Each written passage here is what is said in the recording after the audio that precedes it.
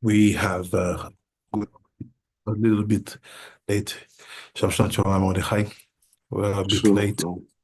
Shalom, shalom. With the Pesach Limudim. Pesach, We have a sorry. little bit. So, Bezrat Hashem, the Limud will be Leilu Nishmat Namuya, who is the father of Chief Rabbi Elnatan Hanan. I think he will be buried or today, or how it is in Africa. And his father died when he was in France. So they waited for him, all this feast. So sorry to all the students who didn't had the halachot properly, but I can say that, for example, Chief Rabbi Mordechai gave a lot of limud about Pesach, the Ashkafa, some halachot. So keep in mind also that we have different YouTube channel where you can go to follow the teachings and the limudim of all the chief rabbis of the chief rabbinate. So, Bezrat Hashem, I think in the next days we will be sharing openly all the links of the chief rabbis like this. Even if some of your chief rabbis of your area are not teaching, you can always learn about Pesach, about Shavuot, all these Chagim with other chief rabbis who speaks your language. So, Bezrat Hashem.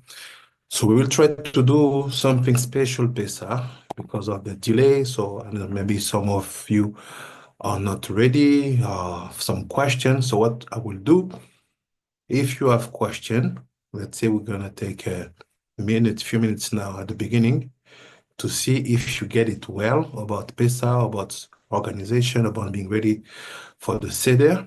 And after that, I will be giving to you special special Ashkafa concept mindset for this Pesach that we'll be facing in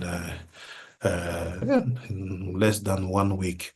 So, Bezrat Hashem, do you have any questions based on Pesach, on Nisan, on the preparation? Is there something that you didn't understand, or you think that needs more explanation in order to help you to be ready? So feel free. Don't feel ashamed at all. There's no reason to be ashamed when we want to do the halacha properly. So if you have any question, I'm listening, and after that, we will be studying something connected to Pesach, and maybe but in the same way, give some halachot and some minhagim. Yes, Nadej. Shalom, shalom, Rabbi Nadej. Shalom, shalom, Rabbi, Chef Rabbi. Uh, can you go over the selling of the hametz again? Okay, thank you very much. Okay. This is a very, very important and good question about the selling of the chametz. So before I answer, let's maybe define what it means. The purpose of Pesach is to tell to every single Jew, every single Israelite, every single Bantu Israelite that you are not allowed to possess any chametz. Chametz being a product with yeast or yeast itself. You have to be free of all these elements. So what's happened? Generally, we have many groups of Ashkenazim, Sfaradim, Hasidim, who said that, okay, look, you can sell your chametz in order to get it back after. So I repeat, Shalom Shalom Rabbanit, Shalom Shalom Rabbanit Adasa. The purpose is to say, okay, let's say, for example, it's not the case, but let's say this chocolate is with some cookies inside, so it's chametz. So some people tell you, look, because Pesach, because it's Pesach, me being a Jew, but Israelite, I will be selling it to someone. Shalom, shalom. Selling it to someone, And all the days of Pesach, it will not be mine. And after the days of Pesach, with a specific type of combination, this will come back to me, and I will be able to eat it after Pesach. So before I answer, do you understand the concept of selling the chametz? Yes, thank you. I thought it remains in your house, like in a lock No. place, and then you sell it. That's what I thought We, before. we are going on that topic, but I start very global. Okay. So this is the mindset. So why I start global and I don't go into details? Because we, Nusar Afriki, we don't go into details in that topic. Why? Because what we understand is that the chametz being, let's say, alive, being ready as a product during Pesach should never be eaten, neither before nor after. You get it? Let's talk about food. Let's say this is chametz. What I say is also the mindset of the Mekubalim. This is chametz. All the chametz that will be finished product, manufactured product, being chametz with yeast during the timeline of Pesach, not only it's forbidden for us during Pesach, but because this project will be and will have the state of chametz during all the days of Pesach, we are not even allowed to use it after. That's why Nusar Afrikim, Mekubalim, and some of Mizrahim, we don't sell chametz. We just say, okay, we give or we manage to finish them before Pesach, meaning before the timing of being allowed to eat chametz. So now let's go deeper. On the project strictly chametz, we have the answer. It's okay, Rabbi Nadesh? Thank you. This is so good. I'm enjoying it. Thank you. So now let's go deeper. This Yes. is a project which is chametz, but this is a vessel that I hate with chametz. But this nature is not actually chametz. You agree? Correct. Okay. Yes. So this one, we fix the situation. But that one, I know that this cup is chametz. So this cup is valuable. It's got something. So I know that I will not be allowed to use that cup during Pesach. So what do I do? We Nusar Afriki, Mekubalim, and some Mizrahim, we don't sell it. Why? Because if I sell it, I have to sell it to a non-Israelite, a non-Jew. It means that the cup will belong to a non-Jew and a non-Israelite for the days of Pesach, the 7 days of Pesach. So afterward, if I get my Hametz cup back, Shalom Shalom Rabbi Moshe. So if I get Shalom Shalom. Shavua Tov, Chief Rabbi. Shavua Tov Mevorach, Shavua Tov. So if I get my cup back after Pesach, I will be obliged to pass it to the mikveh another time. Will have to consider that all the vessels being sold during the time of Pesach to a non-Israelite, to a non-Jew, have to pass again in the mikveh before I use it. So what do? We don't sell it. We put it in a specific box in a place locked. Like this, you say, it's not fair, I'm not using it, and you just put a stick on it, chametz. Like this, you know, it's there. After, because this is not food, this is a vessel, you will be able to use them afterwards because it's not chametz gamur. It's not chametz. Is it okay? Yes, yes. Thank you. Thank you. Thank you, Rabbi. Thank you. So that's why you see in the Mhm. Nusach Afriki, we don't offer to people to sell their chametz. The only exception will have been made for people who have store, who have farm. To them, we have another way to deal with. And what is that way? Same mindset. Very simple. Every chametz that could be in your possession during Pesach, don't try to make any benefits of it. So the mindset of the Mekubalim, based on the, the logicality of Torah Aleph, it's not about running after the profit. To say, oh, I'm losing my money, I'm losing my... No, be cool.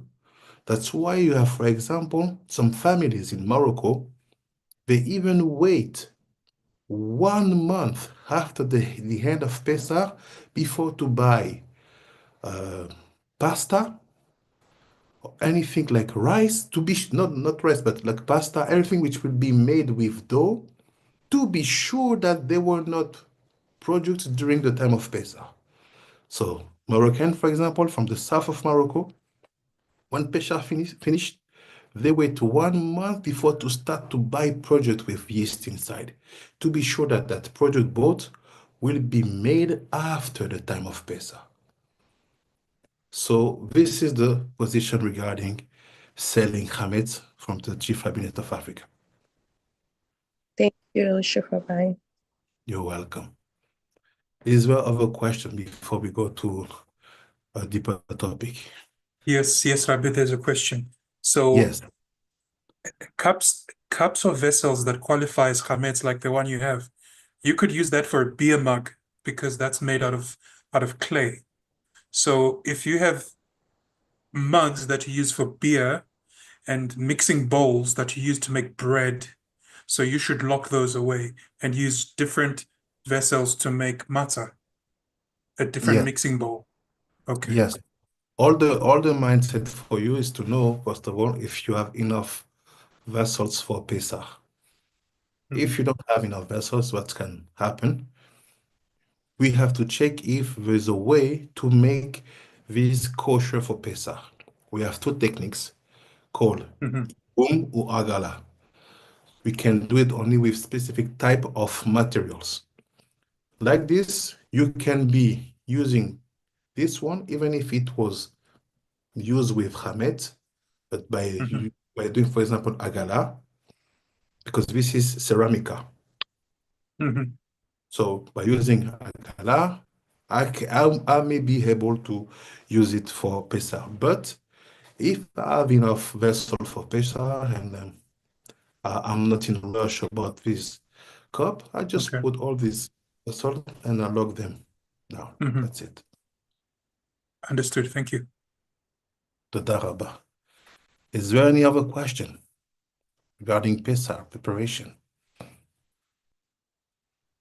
Chief Rabbi, Yeah. uh, when is the Pesach for us, the obligatory date for us for Pesach? You talk about the date?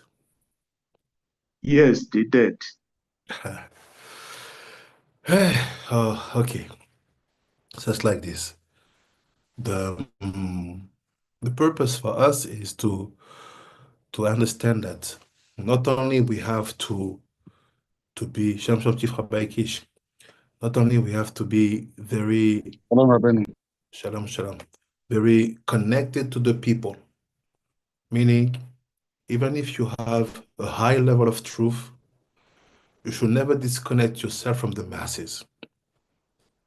You can have a high level way of keeping things, keep it on your corner, but while you are in the process of building and bringing people up, always stay connected with them.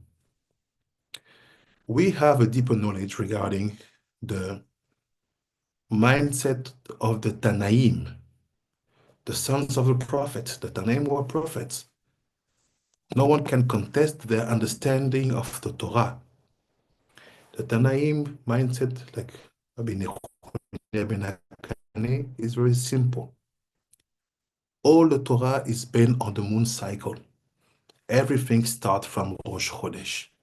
And Rosh Chodesh defines everything.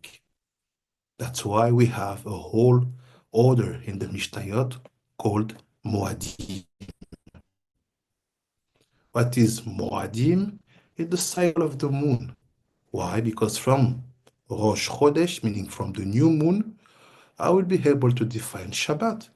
Because Shabbat will be 7 days after the new moon, meaning the half moon, and 7 other days after the half moon and the full moon, and 7 other days after the full moon and the half moon. Rosh Chodesh will be able to give to me the time of Rosh Hashanah, the time of Yom Kippur, the time of Pesach, the time of Sukkot. So the moon cycle. That's why Rabbi Yochanan ben Zakkai, the master Rabbi Yochanan ben Zakkai, he said like this. It's very simple. All the festival, all the Chagim of the Torah are based on the full moon. Let's say, or the moon phases. Shalosh Regalim, the 3 Chagim where we have to walk to the Bet Dash, they are all on full moon of Nisan, Pesach, full moon of Yar, Pesach Sheni. Let's go back, full moon of Adar, Purim, full moon of Tishri, Sukkot, half moon, because we have it, half moon of Sivan, it will be the Shavuot. So based on that, since the time of Constantinus, we have a Gregorian and Judaic Gregorian calendar. Things are mixed. The work, the tradition we receive from our masters is that every single day should possess its own calculations, because you have to take in account many aspects. Many aspects. But what we have today is that calendars have been fixed. But that thing bring us to see that the Chagim and the Zmanim are not kept according to the moon cycle. Let me give you an example. The next Rosh Hashanah will be 3 days after the new moon, the actual new moon. Or for example, the Pesach of this year will be 1.5 days after the actual full moon. Is it a problem? I will say not if everything is okay.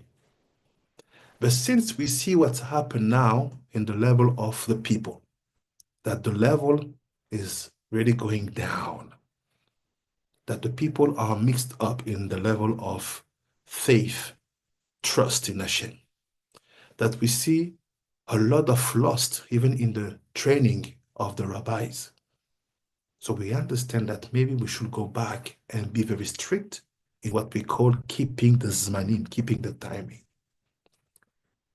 By remembering that Rabbi Yochanan ben Zakkai said that what is the difference between Shabbat and Tov? He said that it's very simple. Shabbat or Shabbatot, Yom Tov or Shabbatot where it's permits to cook, that's it. This is the mindset of the Tanaim and of the Anshe Knesset Agdola. So based on that, shalom to the one who came, so I don't know the names. Shalom. Shalom to Rabbi Yishai, I don't see you, and shalom to CSW, without Hashem. So I will show to you something very unique. I've been working the last 6 months about setting a calendar based on the Bantu Israelite tradition. The same we find in the Igbos and the same we find with the Congos, meaning a year with 13 months every single year, with month of 28 days, with Shabbatot being every 4 days, a high Shabbat every 7, and the middle Shabbat every 4. Why? Because the Shabbat is the archetype of menorah is in the middle. So 3 days after, 3 days before, you have Shabbat, 3 days after, you have Shabbat. So let me show to you the work. I'm almost done. I think the tribal chiefs and all the rabbis will have it tomorrow or after tomorrow. Let me show to you the work. Just before I give to the answer, because we are direct, I don't want people to misunderstand or misinterpret. So here's, you see my screen? Shalom, shalom, Rabbi Akwachuku. Ken You Rabbi, see my yes. screen? Okay, to that. Yes, Rabbi. So you see, we put some recommendation. Here is the image of the book that will be Rosh Hashanah. So here is the roots of the text we use to explain the legitimacy of the Bantu's calendar, Bantu Israelite. We have first of all Sha'ali Kutim, talking about 2 Shabbatot per week. People just don't know. We have it in Hebrew, English, and French. Every time we have Sefer HaKaneh, explaining that the cycle of the moon is complete after 28 days, creating a frame of 7 abundance for everybody. And you will see here, for example, we have the example of this. It's explanation, you know, to let everybody know how we came to that conclusion. Here you have the names of the 13 months. What'd you say? More or less connected. Shalom, shalom, Rabbi Yedidia. More or less connected. Shalom, shalom. More or less connected to the Gregorian calendar. Yes, you have it. You have everything. Okay. And the last month, it always, which will be Adar Bet. It's the ancestor month every time. So now what's happened? You see here, for example, you see based on the month of Nissan called Ngodi. I put the Congo name because I don't have the Igbo names. If I had the Igbo, I have put also the month in Igbo. So I have only the Congo name. So Ngodi, it's like Nissan. So the new moon of Nissan was on the 29th of March. New moon, Pekude. Half moon, ascendant, Vaikra. So you see, basically, the full moon of Nissan is the 13th of April and the day 1 of Omer. So all this to tell you that when you follow that things, you just cry. And after I put the month according to the tribe, this is the first month, April, Reuven, we have Shimon, Levi, Yehuda, all this is a lot of secret. We have Naphtali. So what you see basically when you connect all this, you see that the work we are doing today as Jew people is a nonsense. We are not connected to a single thing the moon phases, and we can even ask ourselves, where are going all our prayers, all our tears, all our cries, all our energy? So like I said many times to Chief Rabbi Kish, If you have the possibility to bring people to keep this in the level of tradition and connection to their ancestor, move forward, do it. But at the same time, we have to keep in mind that we should not disconnect from the masses, because all the strength we are connecting and collecting is not only for us only, it's also to help our brothers. So we are in the baddest time, because if you want to do it, you have to do both. You have to go here and there. So it's a lot of work. But I will say like this, if you are in a village where all of you are under the same voice of the Chief Rabbi Kish, and you know that everybody is in the same mindset, do it according to the moon phases, because this is the secret of the Torah, like I saw to you in the Torah Takani. But because we are in a world where we do according to what is said to us, and we are not allowed to question, Shalom, this explains that. But if you understand today that thanks to the modernity, thanks to the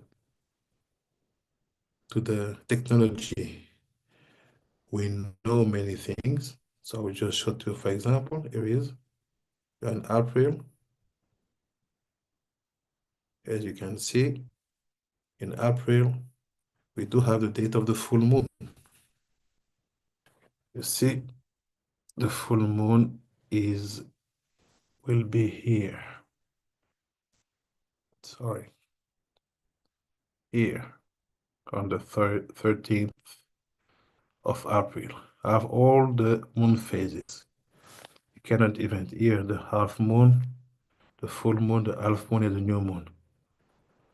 And if you check that, even if you consider the 2 days of Rosh Chodesh that sometimes the sages they put, or if you consider the Adar bet, you will see that the Bantu calendar is very clever. Very, very clever. Because all the day missing in the month, you catch them back in the 13th month, and you don't have a lot of things to fix after 3 years.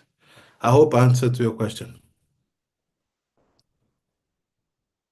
Thank you very much, Chief Rabbi, because my mind has been pricking me with the 12th to celebrate Pesach on this day. And I've had sleepless nights, really battling what to do. I'm really grateful to you for this explanation.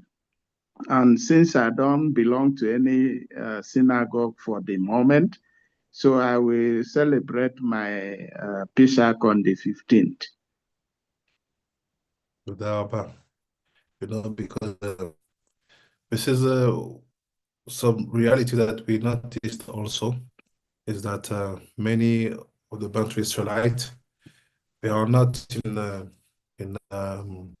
what we can call the traditional regular Jewish community. And in a way, for me, it's a big luck, because look, it's lucky, because behind that, you can really do things perfectly. And the full moon, meaning the 15th of Nisan, will be starting the eve, let's say when the 12th of April will be finishing. So because the day start at the night, so this is the real moment. But most of the people will be celebrating it after Shabbat, which will be, if I'm not mistaken, one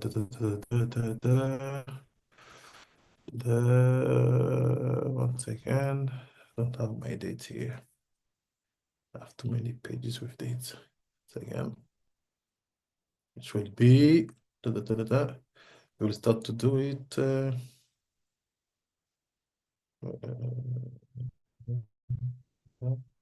I think one day after, yeah. This is what we saw with Rabbi Kish, if I'm not mistaken. Yes. So Bezrat Hashem, you are lucky. You are lucky, and and enjoy that position that can give to you the possibility to do things perfectly. Let me see some. To that about how we do. Bezrat Hashem. Chief Rabbi Moshe said, I want to learn it, apply it now as I feel. I know that the full moon calendar will lead us to our freedom. Thank you to you. Bezrat Hashem, it will be available very soon. I'm almost done with with that calendar. Is there any question? Yeah, Lavino, hi. How are you? It's me. Hi. Ravizor. Shalom, shalom, shalom, shalom. You mentioned that the full moon, according to the calendar, is the 13th, basically, of this month. So that would be Sunday. Let me see my calendar. That would be Sunday night.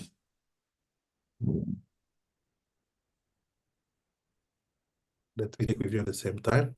Go ahead, go ahead. I have Sunday night for the 13th for me.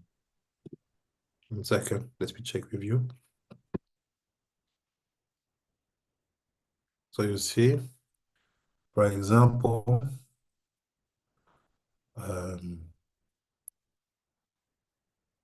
according to the Jewish calendar, the actual one,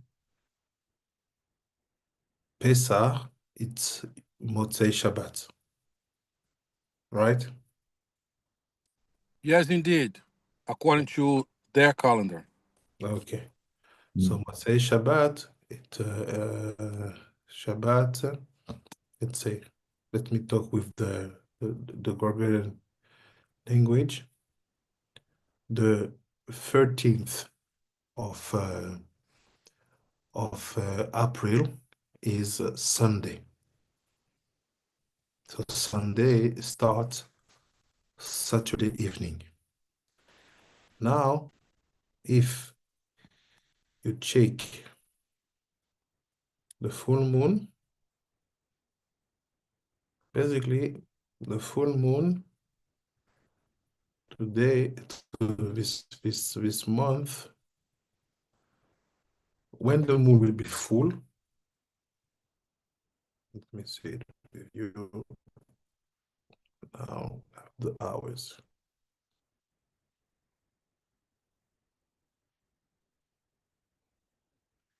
On the 12th of April, the moon will be at 99%. So you get it, Rabbi Zohar? Yes, I'm here. So it means that the moon will be at 100% between the 12th and the 13th. Not from the 13th to the 14th. You get it? Right. So based on that, we don't have a big problem, because they say that if you are outside of the land, you have to celebrate 2 Yom Tov, right? Right. But actually, we in Yes. Saudi, we celebrate only 1 day, because we are connected to the moon, and all the work have to be done on the moon phases. So on the Amen, moon, amen, amen. My rabbi. Yes. Woo. so according to the moon phases, you see, A little let me show blurry, to you. but let's try to work it. I think you see now. You see here on the 12th, it's 99%. So it's mean the translation from the 12th to the 13th, this is when we pass to 100. Right.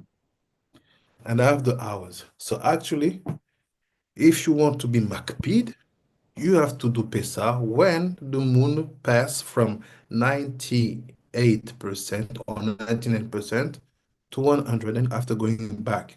Because you see here already on the day 14th, it's 98%. You see, here we have 99, 98. So it means that on the day of 13th, we already start to move from the new moon, from the full moon to the descent. We go down.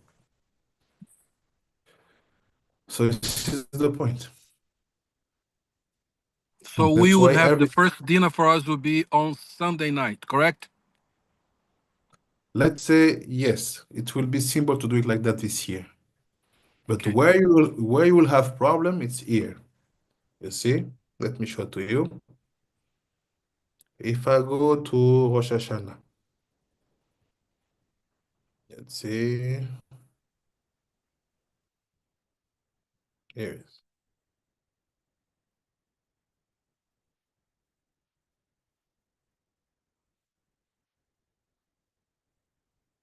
Here's Rosh Hashanah.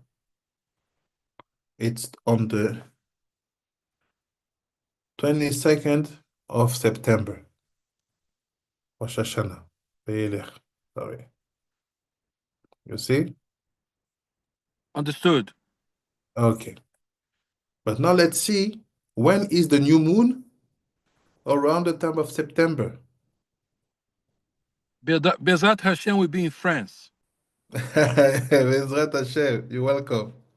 Then we don't have no problems. So you see, let me just put Rosh Hashanah, some Gedalia. So you see, basically, Rosh Hashanah, I go again, is supposed to be the 23rd of September. Rosh Hashanah, Parashat Vayelech. Because you start from the evening of Monday, which is actually Tuesday. But when you go, you see that the full moon is on the 23rd, 21st. You see, September, on the 21st, it will be here, sorry, it will be. So we have 2 days. The work is not complete properly. It's complicated. It's complicated. But I think that this is the direction to take if he wants to bring something new, not new, but something new strength to the Torah. We have to fix that question of timing. And the sage they said it. If you want to lose the Jewish people, the Israel people, just change the calendar. And our calendar is I will not say too much, but Bezrat Hashem, we will work on it. Merci, Frère Baïcha Moshe. Shalom, shalom, Shalom, shalom, shalom. לכולם. Just maybe to brought a testimony of when I was in Madagascar. One of the family that where I went, they tell me a story about one of the member of the family where she was on the road to go into the Torah, but she passed away. But she said when she lived at that time, she had her own Shabbat, and all the community asked for her, but why are you not doing Shabbat? And she said, because this is not the real Shabbat, because she said that when the real Shabbat is coming, she heard some songs that came from the sky, and to tell to her that this is she have to prepare Shabbat. And so on the year she was doing her Shabbat for example sometime on Wednesday, on Thursday, and everybody asked to her, but why you do that? And she said, because I hear they tell me when is the real Shabbat. The trees are singing, the wind are singing. I hear that it was it's one of the testimony that I wanted to share because of this real and Shabbat topic. Toda Rabba, because when you work on a calendar, so you go on many topics because you have rules to respect. This work, it took me a lot of months. You can ask the rabbi. I started to talk about this calendar before 6 months, 7 months. But all this month I was studying because you know that you have rules that you cannot move. You have Shabbatot on the moon phases. You have the of Tishri that should be always Kippur. You have the 17th, you have Tammuz. You have the Tisha B'Av. You have the dates that should always be there. And at the same time, you have to see that, for example, if I take the new moon, let's say they are always around the 22nd or 23rd of each Gregorian month. But it moves. Sometimes it's the 22nd, sometimes 23rd, 24th, 20, sometimes it's 20th. It's changed. There's nothing like very like established, not moving. And I think this is the meaning of Torah. We have to check, and we used to send witnesses every single month to know exactly when. We didn't trust in calculation that would be made for 1,000 years. This was on the mindset of the Torah.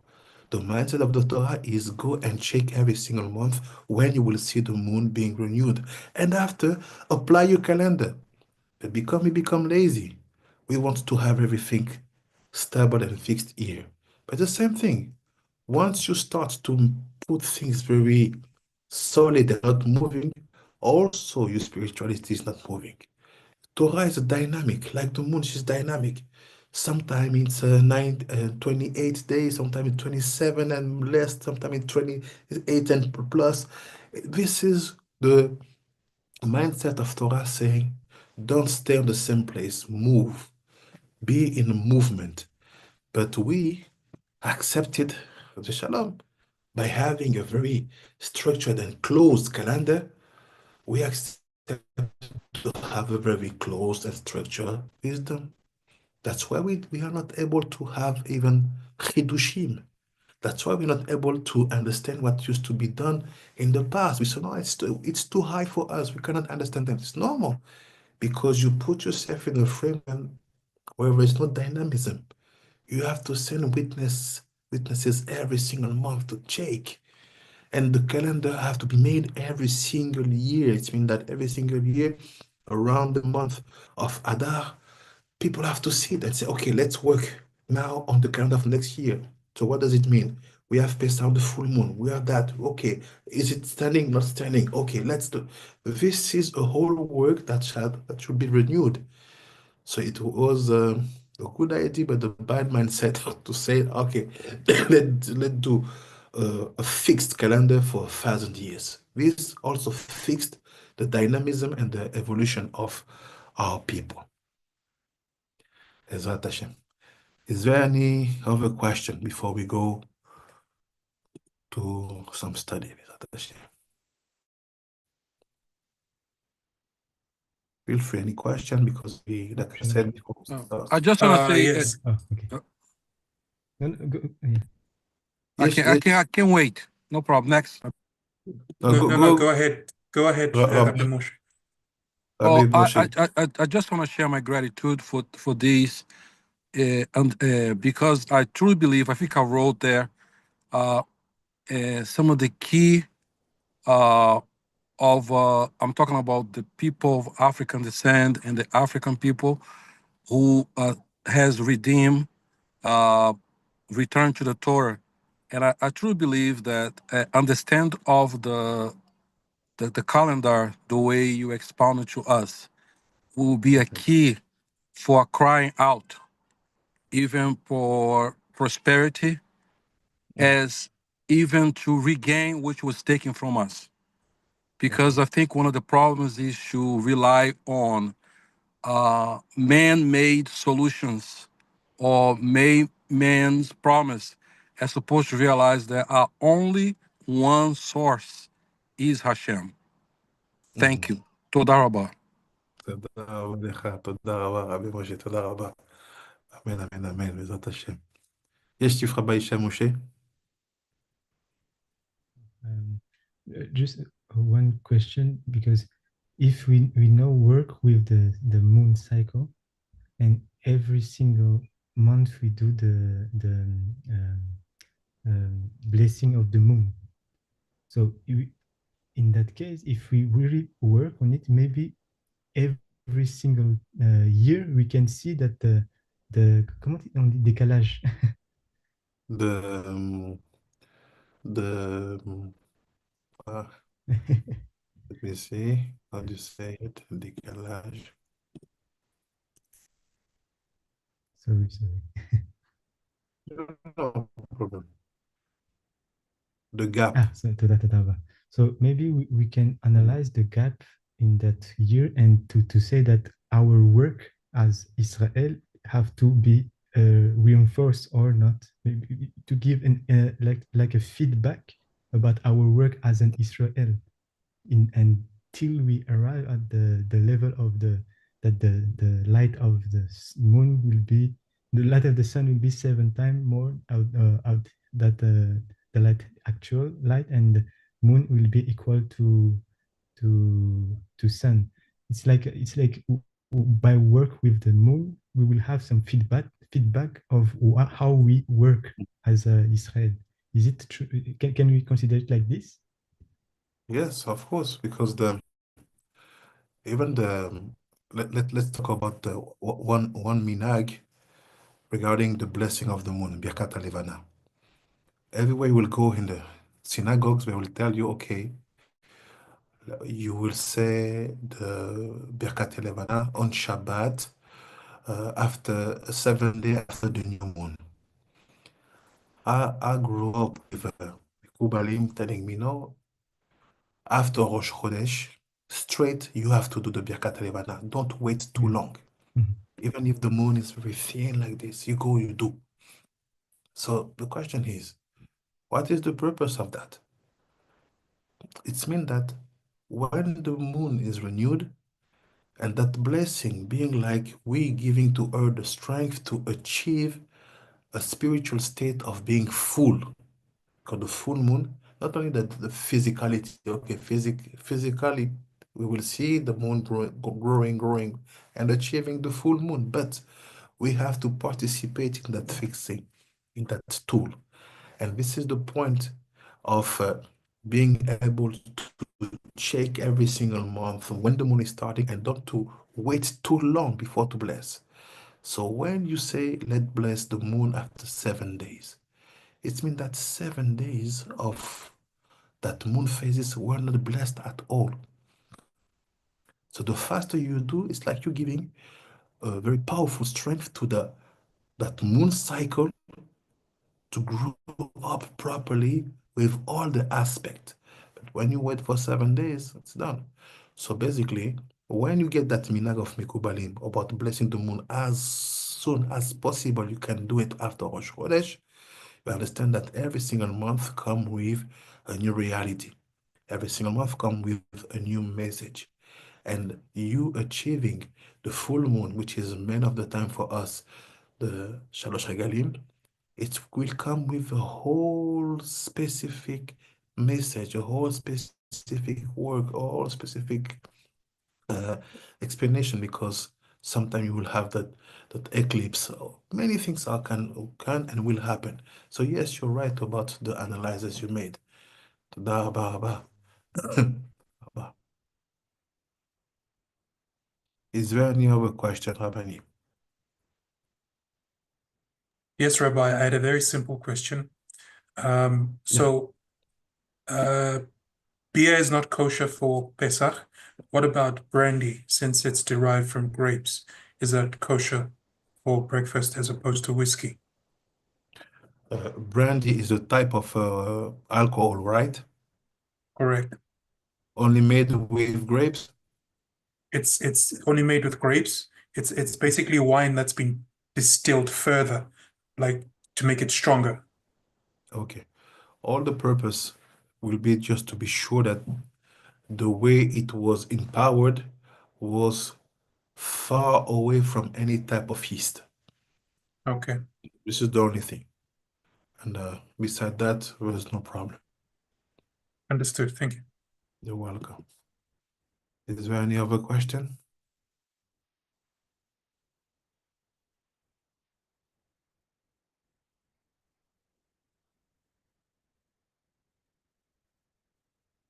Feel free. What the organization and all these things.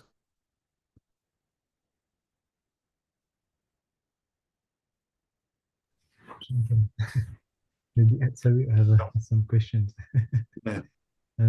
So for us, we're gonna do for this year as the majority, right?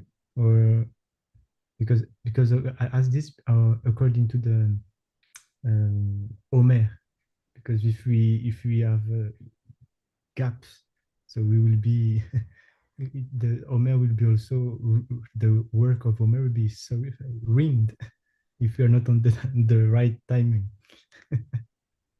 No, it's like I said, at the position where we are, the one who have no choice, you have to do both. And this is also the official language to have. You do both. But the one who knows where is the truth, they will have to and they are, let's say, connected to the majority. They will have to connect to the majority and to do the truth. The one who are not connected to the majority go straight. So we have the double work to do. Okay. Okay, understood. You're welcome. Is there any other question? Shalom, Chief Rabbi. I have a question. Yes. So, what could you, I think, make a little bit more clarification about the blessing of the moon in relation to Pesach? I know I think I heard you say the sooner or the closer to Rosh Chodesh is the better. But what is the latest time for the blessing of the moon if you were not able to see the moon in your area, or if you were not able to do the blessing before the full moon? The halakha say like that, like this. If you, when is the best time for the Birkat Halivana, is straight, halakha al pisod, is straight after Rosh Chodesh, straight, don't wait. For example, for us, it's done for many days. But after I said, maximum, let's say, till 7 days after. After 7 days, it's like you have a whole quarter of that month that is already gone. So it's hard to build something when the foundation or the basement are not structured or empowered from the beginning. So that's why Shalom Shalom Yahshua. That's why we have in our Siddur a specific bracha for the full moon, which is totally different, which is an additional part of the text that we started to say on the new moon. So when the new moon is basically happening, if you can get it, let's say you have till 7 days to get it. It's better. If you don't have the possibility to see it after 7 days, let's say maximum you have till the full moon to get it. Hold on, Rabbi, Chief Rabbi. One more question. So, Yeah. just to make sure I heard correctly, because I did come in a little after the Limud started. So, I heard you going over the timing of the moon. So, will the Pesach Seder be on the Sunday night of when it is the 99 or 100% full moon? We go on the topic of you should do when the moon is passing from 99 to 100. This is the day where things have to happen. But like I said, this is for people who have no connection with let's say the Jewish communities, the regular one. Why? Because when you are connected with masses, you doing a proper work is also for the masses to be elevated. So for example, people like us, we do both. We try to we try to connect with the masses by doing with them while we are doing something special on the proper day, on the proper time. we take that strength here to empower the mass and the people there, bring them up. But if you have no connection with people who have Gregorian or Judeo Christian calendar, do your stuff properly. Nothing is better than the full moon phases because this is the whole life of Mishnah. Told Chief Rabbi, so that will be Sunday night. No, it's like this. When you see when it passed from 99 to 100, it's from the 12th to the 13th. So Sunday, it's would be from the 13th to the 14th. I think, yeah, if I'm not mistaken, this is what we saw. Let me check again.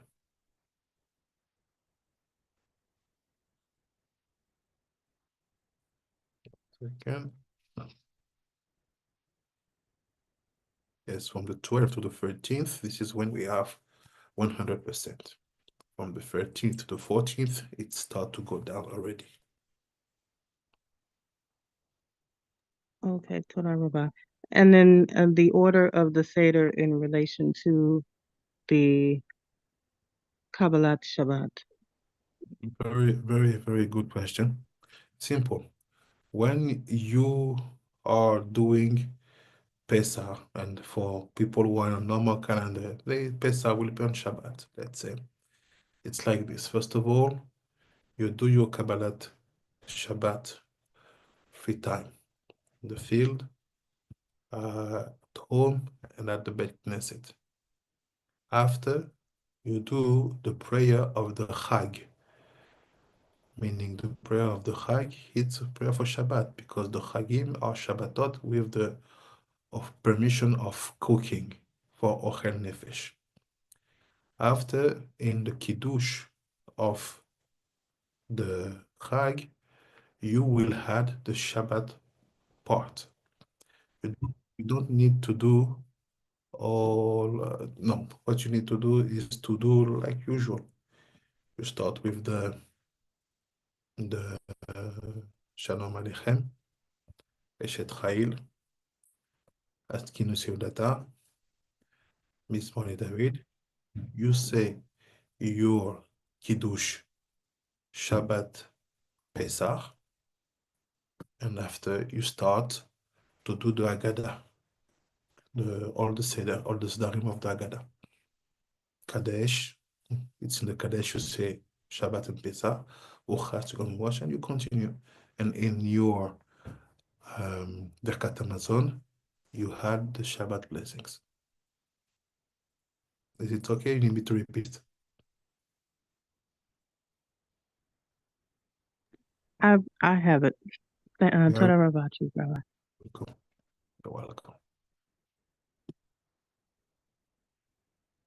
Do you have any other question? Yes, sir. Yes. My question is based on the fast for the firstborn. Yeah. That fast, is it only the firstborn sons that we have to fast? Or we also, those people that have sons that are very young, but they are not firstborn, are they also permitted to fast? And also the fast, should it now be normal? Will it be ending on Shabbat evening, on Friday evening, as in a Rev Shabbat? Or will the fast have to move to Thursday? Shalom, So, Haran. shalom. So the question is like this. Who is basically obliged to fast? It's all the firstborns. All the firstborn, call it Tanit Bechorot, they have to fast. If you are not a Bechor, you are not concerned at all. So for the general communities, okay, the Judeo-Christian, Judeo-Gregorian calendar, the fast will be on Thursday, 10th of April.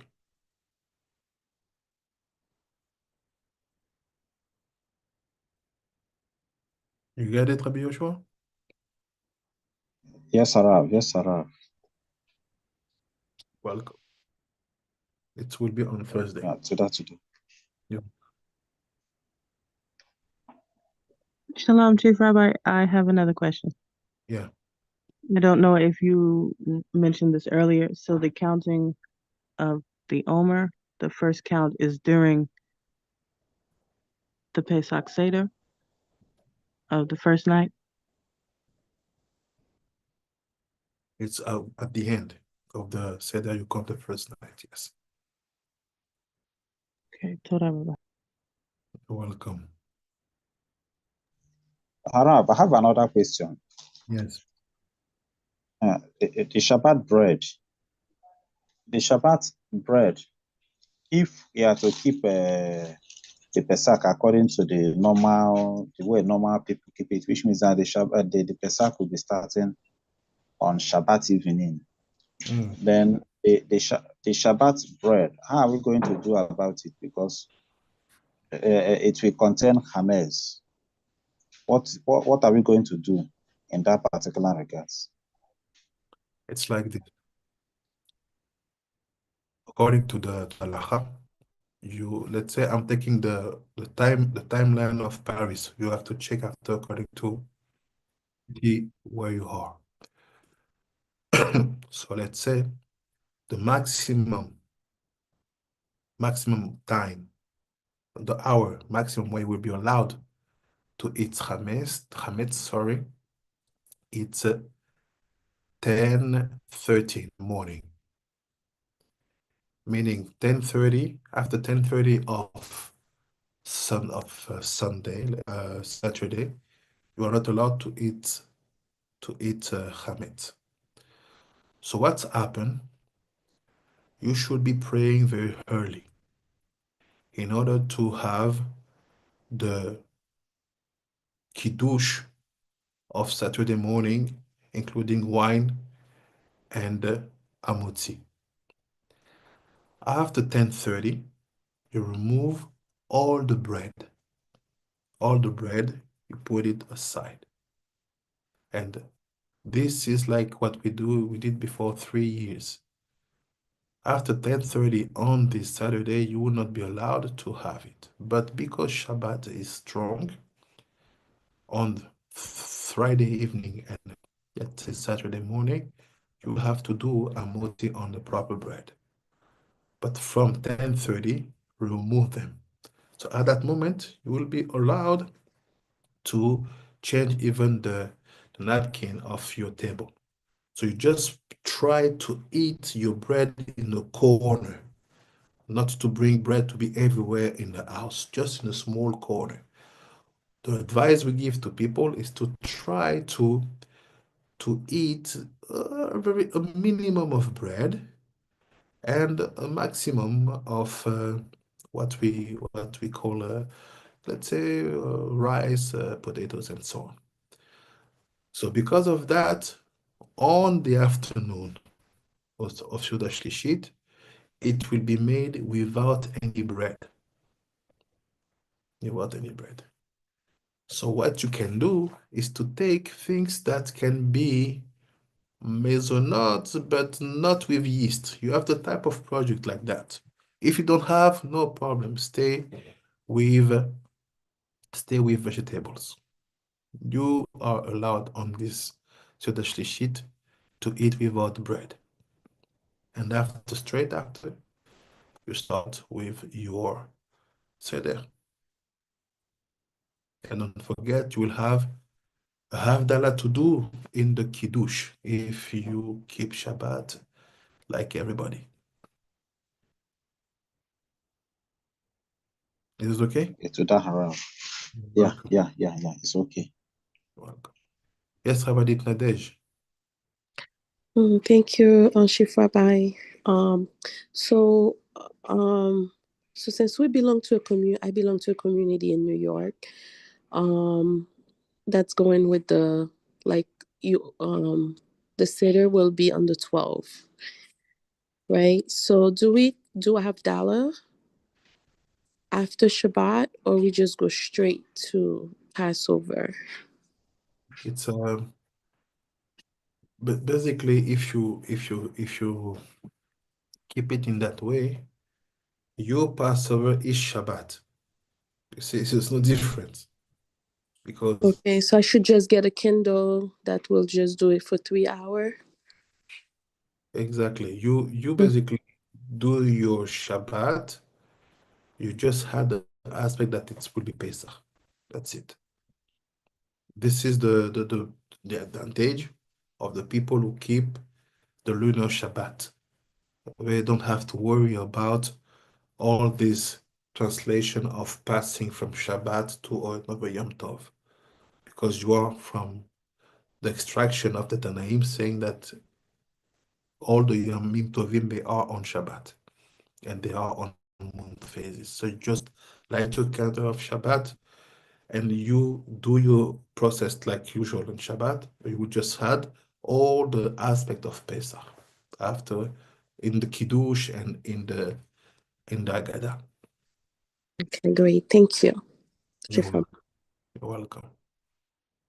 Is there any other questions?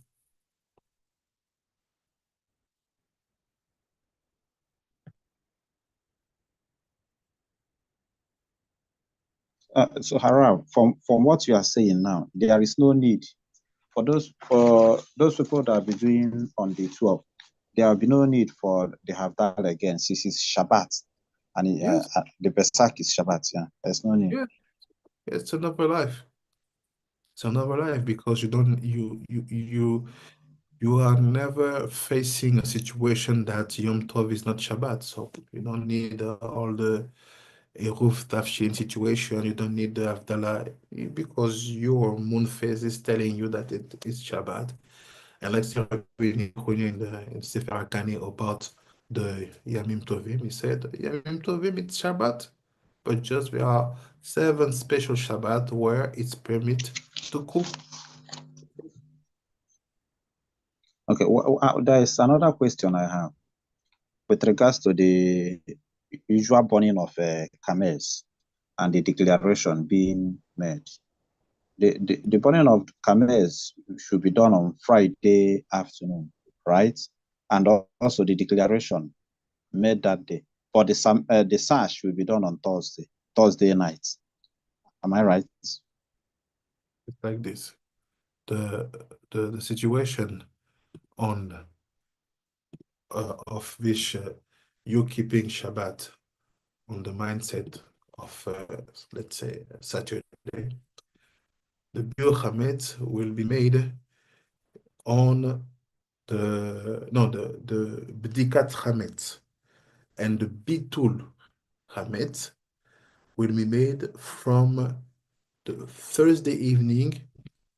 You do the Bdikat Chametz. So it will be the 10th of April, so Thursday evening, you do the Bdikat Chametz. After that Bdikat Chametz, you do the Bitul Chametz. After, on Friday morning, you do the Biur Chametz. And you have to do it before, let's say, 10:30 in the morning.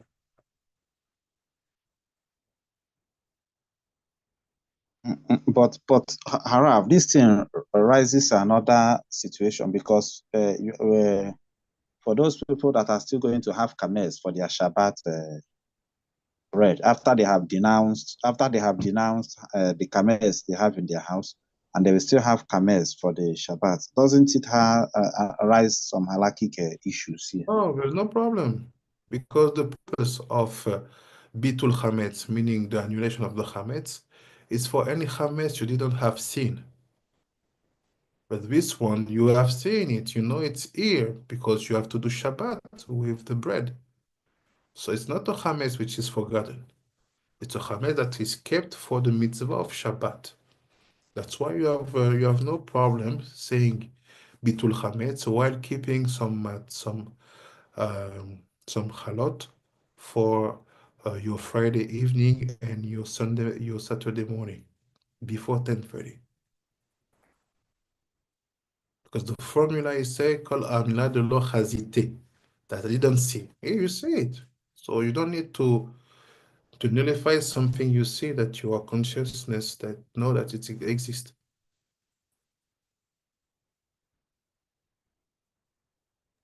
To that. You're welcome. Yes, Abanita Dasa.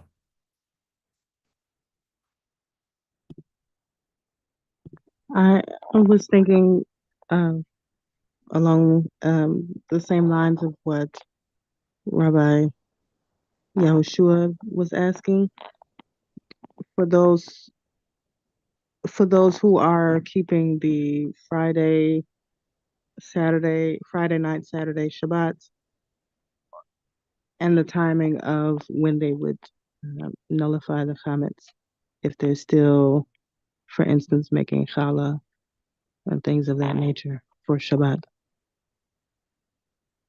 Well, like I said, there's no problem at all.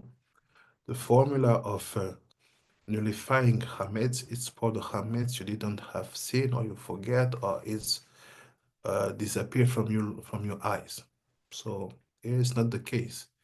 Is you know that it's not Pesach yet, and Shabbat is stronger.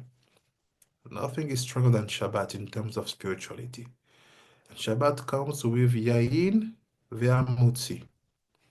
So if you have the possibility to do amotzi, you have to do amotzi. So you have to have that bread, that bread on the table. And you are not allowed to eat matzot before the time.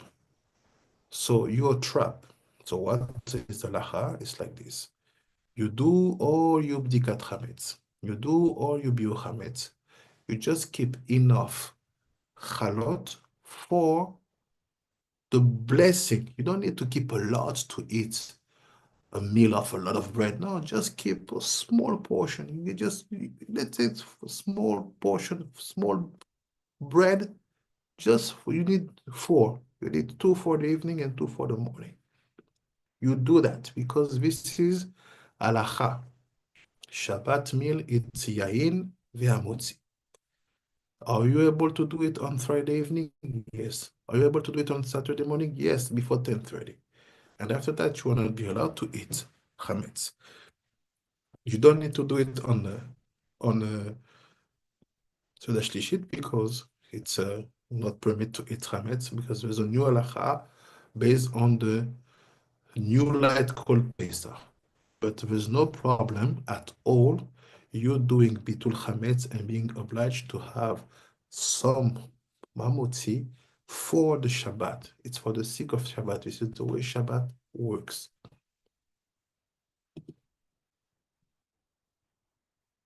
Okay, Torah Rabbi for the clarification. You're welcome. Shalom, shalom, shalom. Chief Rabbi, it's an honor to be here. I do have a question as far as the candle lighting. At what point do we say the blessing to sanctify Pesach? It's here. I show it to you. We have one of an Agada. See here in our Agada.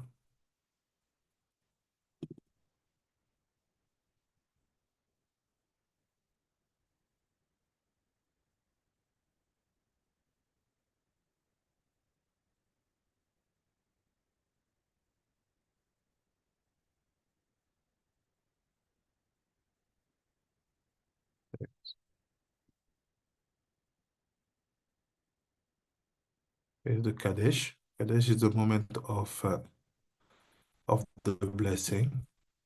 You see my screen? Yes, sir. Yes, sir. Yes, sir. You see? On Shabbat, you begin here.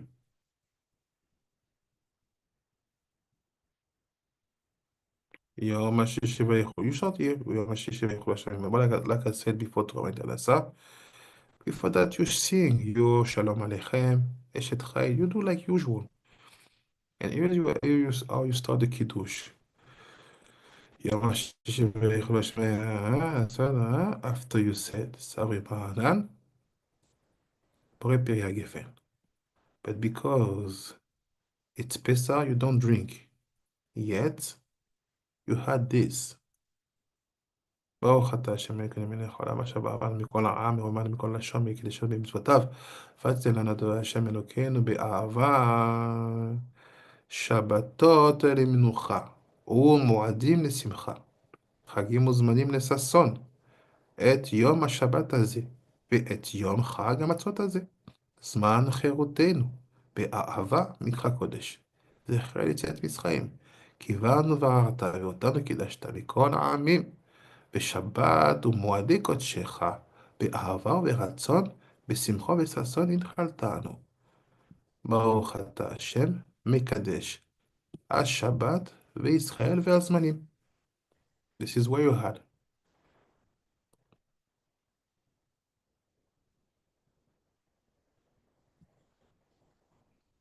You get it, Amanim? Yes, yes, Rabbi. Yes, sir. Yes. And for example, the one who will be starting, who will be doing Pesach like everybody, will have to have this. Because when you do it Saturday night, you have to do the Havdalah. Here's the Havdalah. בורא מרוי האש, המביא בין קודש לחול ובין אור לחושך, בין ישראל לעמים ובין יום השבעי לששת ימי המעשה, בין קדושת שבת לקדושת יום טוב, הבדלת, ואת יום השביעי מששת ימי המעשה קידשת, הבדלת וקידשת את עמך ישראל בקדושתך, ברוך אתה השם המבדיל בין קודש לקודש. That's it. Torah. You're welcome. Is there any other question?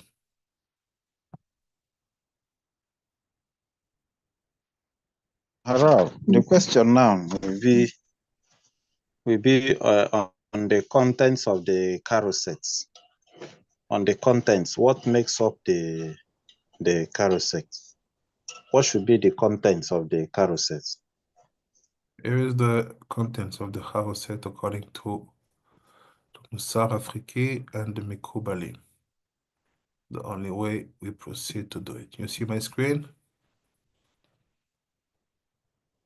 Yes, Harav.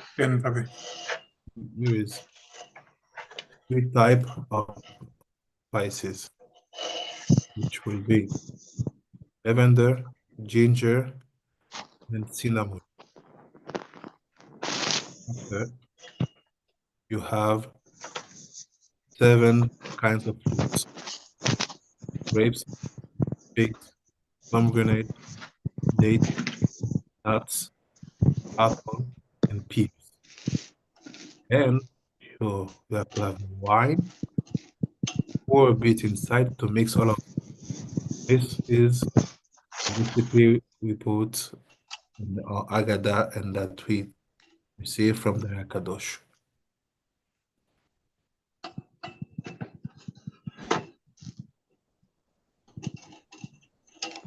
Is it okay?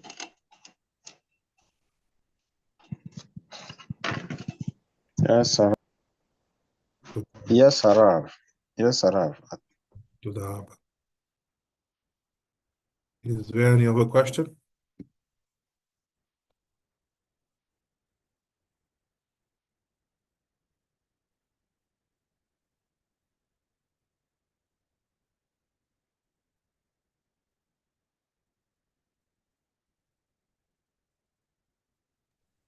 I give to you. Shalom, Chief Yeah. Rabbi. Shalom, shalom. Salakli, I tried not to be redundant, but I just want to make sure I'm understanding correctly. So for those, for example, who would be keeping the lunar Shabbat and understanding Pesach is the Shabbat, the lunar Shabbat of the full moon. So for those who would make the challah and typically would have the 12 loaves on the table. So for the sake of the chametz, you wouldn't have all of the 12 loaves. You would just have a little bit of bread just for the sake of hamotzi, just for Yes, the Shabbat? yes, this is the purpose. Or there's another solution. Some halacha say that you can do matzot with orange juice. So they are not real matzot. Basically, you will prepare your own matzot. We're gonna see it in a few minutes. So I say if some people they really feel uncomfortable to have some bread, even if it's not a problem at all, because the bitul chametz it's on something you don't have the consciousness that it exists in your or it is in your possession. Let's say you are very, very, very, very makpid and you don't want to you want to be free. Okay. When you are preparing your matzot, do some matzot with orange juice. And that type of matzot, they are not matzot kosher le Pesach, they are matzot that can be used instead of the bread for the Shabbat that you will be doing if you keep your Shabbat not in the linear schedule, because if you are on the linear schedule, it's not a question. You will be on Pesach already. Toda Rabbi, Chief Rabbi. You're welcome. Is there any other question?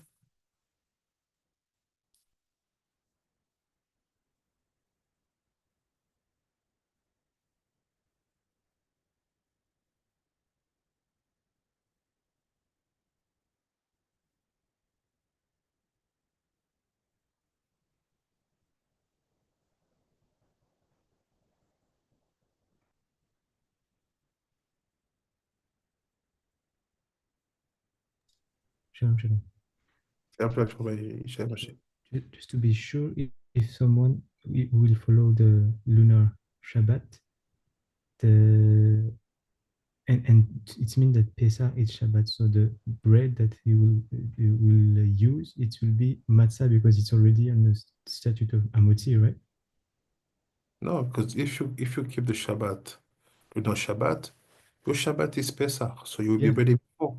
So you even don't have any question to, Okay. you just have matzot for sure. That's yeah. Oh yeah, you go straight. It will be straight. Okay.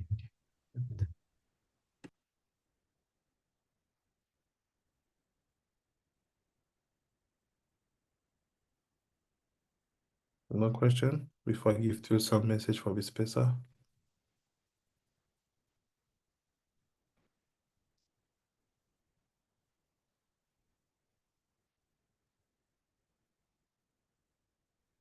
Okay. So I had few advices for this Pesach that can be important before I go on a specific topic for maximum 20 minutes, half an hour. The first thing is to don't forget about the Birkat Ailanot, the blessing that should be made on the fruit tree which starts to be flourished on the month of Nisan. You have till the end of Nisan. This is very important for the dynamic of what you will be creating during the time of Pesach, Shirat Omer, which is connected to the fact of fixing souls. It's not the moment to talk about what type of souls and why do we do that. For sure, like, everything has a very deep reason, but the purpose for us is to keep in mind that say the Birkat Eilanot is the whole part. It's a full part of you preparing yourself to the moment of Pesach and the moment of the Sefirat Omer. Don't forget also that the rules are like this, that blessing of Birkat Eilanot should be made in front of two type of fruit tree. You have to have two in front of you. And this should be outside of the city, not in the city. These are the conditions to be able to do that properly. So try to do it. If you have a countryside, you can even Google on Google Lens some fruit tree around your neighborhood. which are outside of the, let's say, the city, this is very important, very good to go and do it. Important. Second point, don't forget that from the moment we finish Pesach, we start the Sefirat HaOmer. During that time, we don't cut our hairs, we don't shave our hairs. Of course, we don't shave our beards, but let's say for people who are used to shave, we try to keep them unshaved. This is very important for the timing of the Sefirat HaOmer, which is a timing of dinim, meaning rigorous dimension, but not of avelut, mourning. Many people misunderstand the two things. Why? They considered that the moment of the Sefirat HaOmer, based on the fact that at that moment Rabbi Akiva lost 24,000 of his students, based on few different things that's always happen at that time, that this is a moment, these are moments of mourning. No, these are moments of rigorous dinim. This is two different things. Time of dinim demands to us a possibility of making the dinim sweeter. Time of mourning, the time is imposing to us a specific behavior. That's why, Nusara Afriki, Mikubalim, we have no problem listening music during the Sefirat Omer. Did you understand why?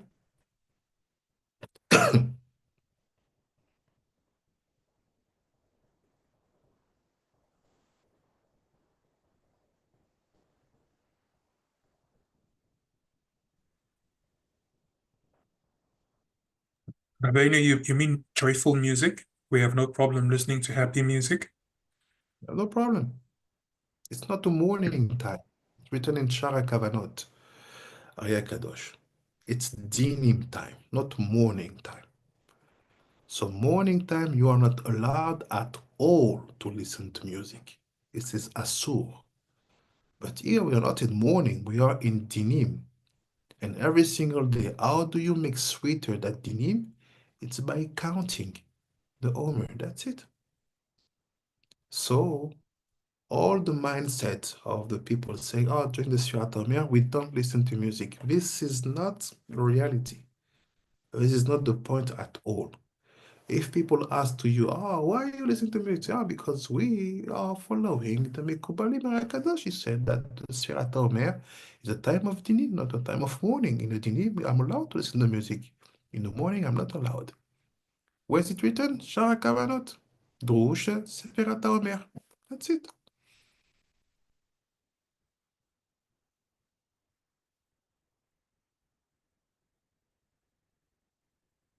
Did you get it?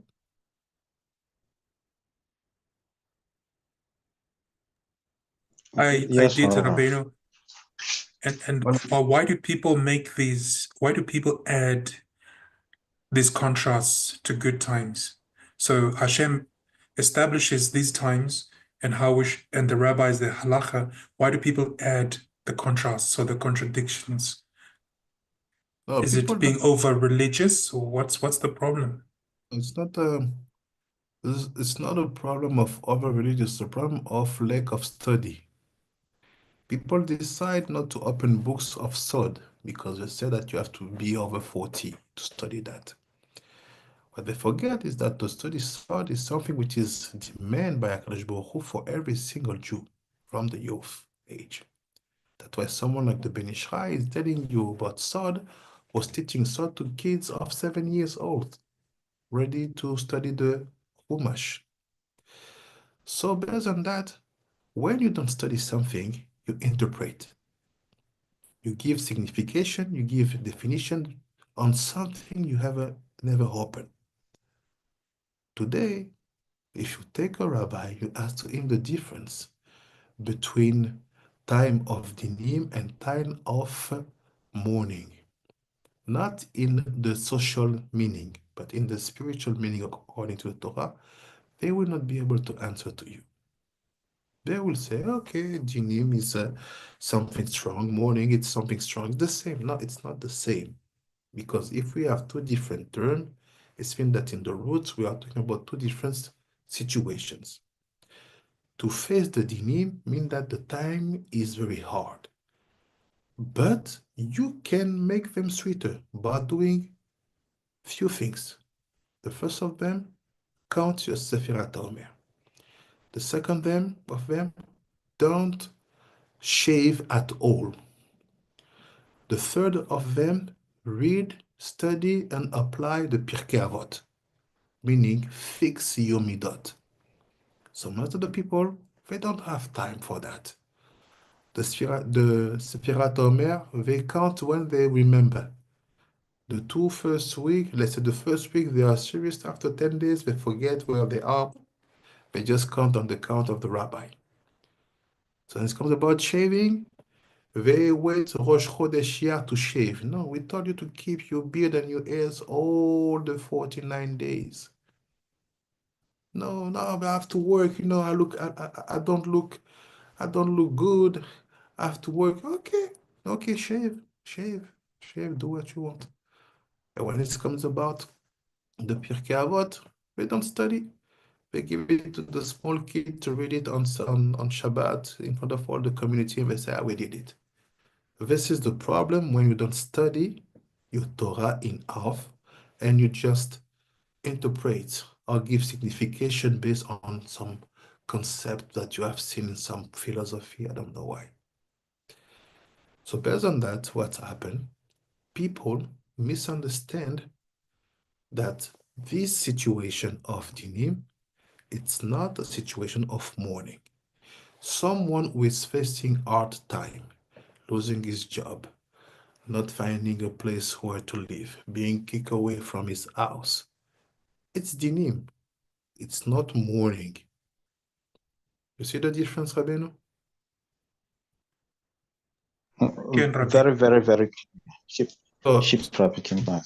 Very clear. it's not being over-religious. It's just having a lack of study, of understanding.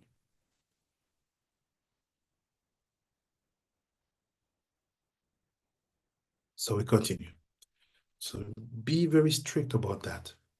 And this is for men. For men. So also women, it's good to avoid to go to all this to make a new hairstyle.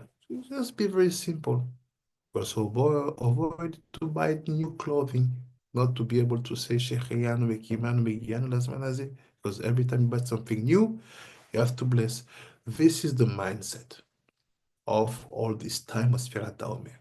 Just count. When you count the Sefirat HaOmer, never forget, we say Ayom on the Shkia time. We don't count in the night time. We count in the Shkia time.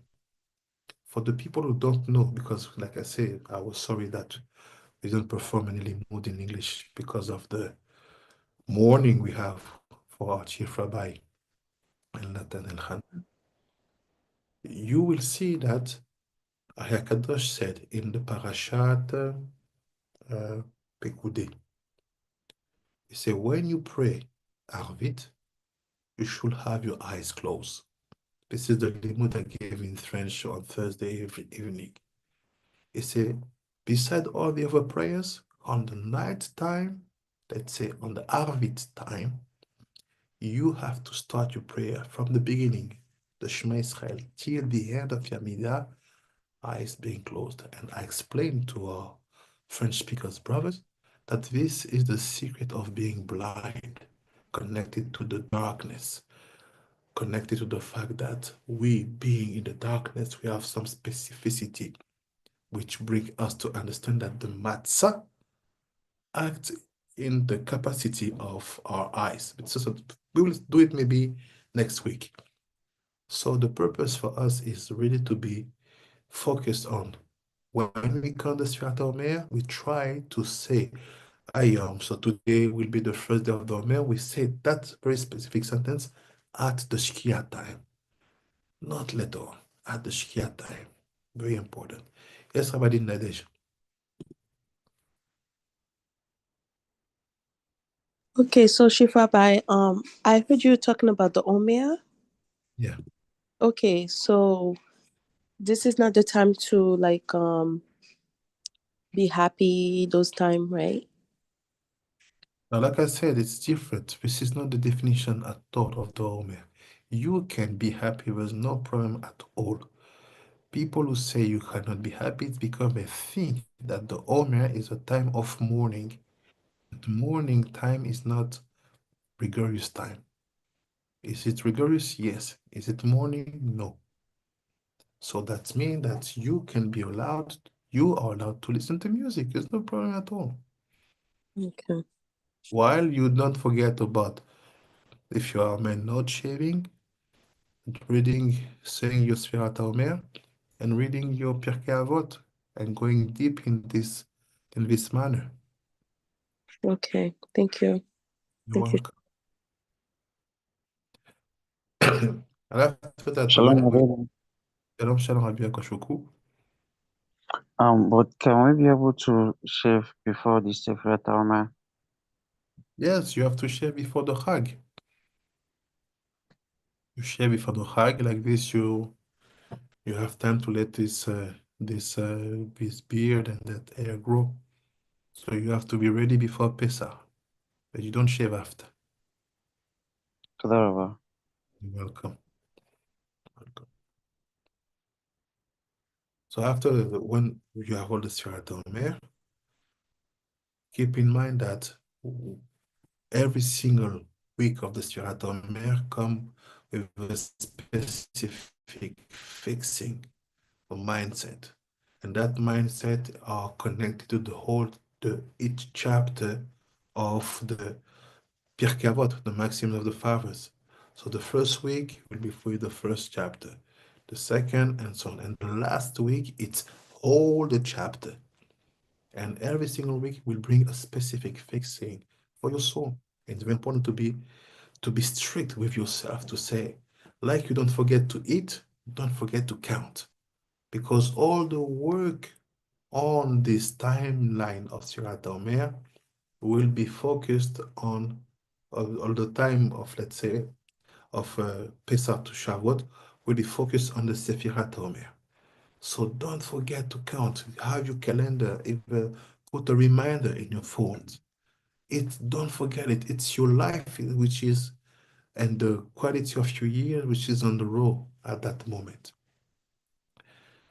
So we saw the Birkat Ilanot, we saw not shaving, we saw the mindset of the Sfirat Omer, we saw the way to count, what is also important for Pesach. So the cleaning, the Bitul Chametz, the Btikat Chametz, and Chief, Chief yeah, Rabbi, yeah. could you explain a little bit more about and maybe I misheard about shaving before Pesach and what is, can you just elaborate on that? Like shaving before, maybe I misheard.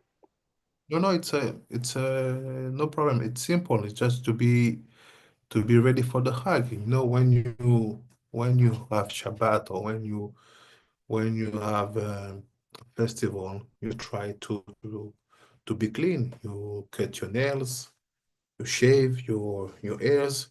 We don't shave beard, but some people, you can remove a bit here. You can remove a bit up on the lips because we don't allow the hairs to go on the lips because this is not clean for food when you are eating at all. That's why we don't keep the mustache down here. We always keep it that. For the people who have peyote, you don't let them going down under the level of the lips.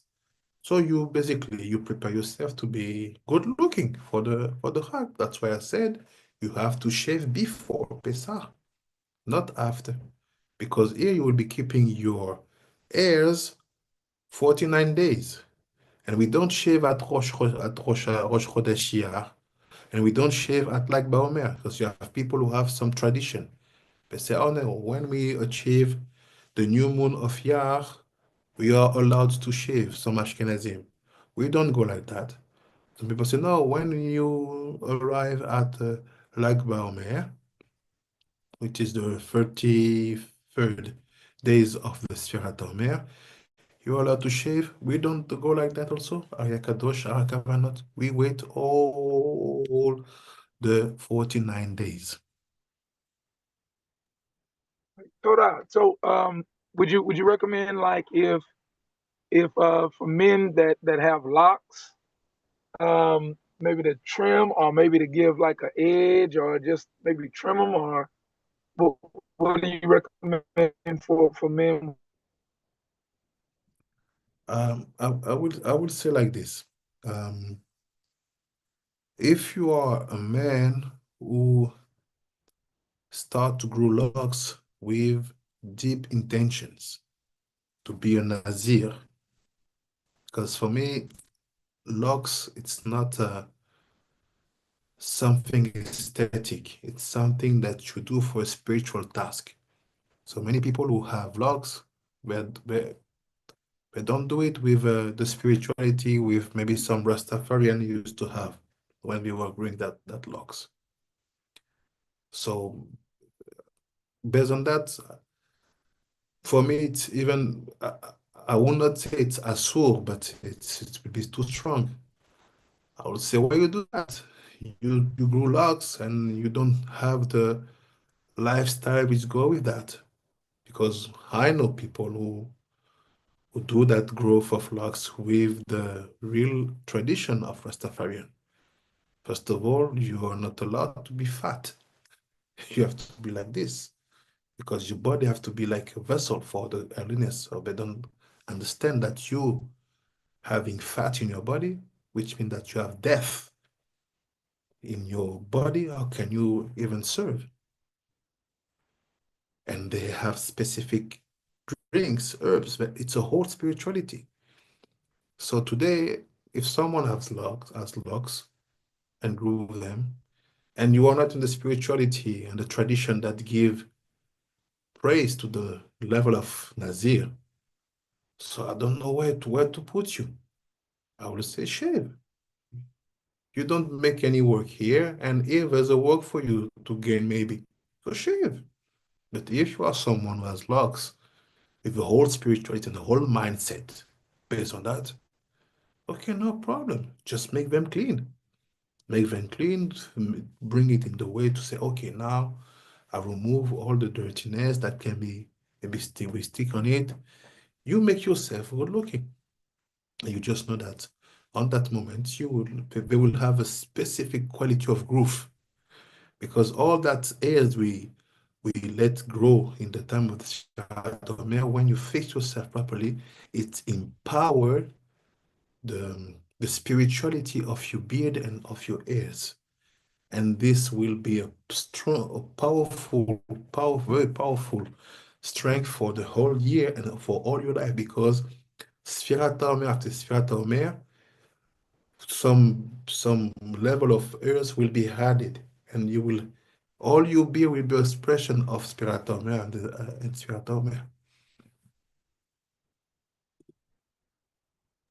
So that תודה רבה.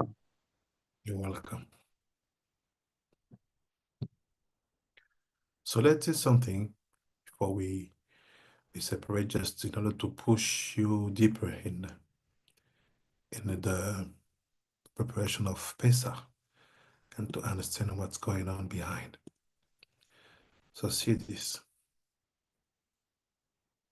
One halacha of the Ben Ish Chai.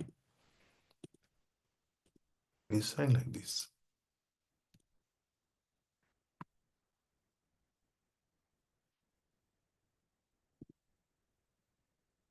Do you see my screen? Yes, Chief Rabbi Pinker. Yeah.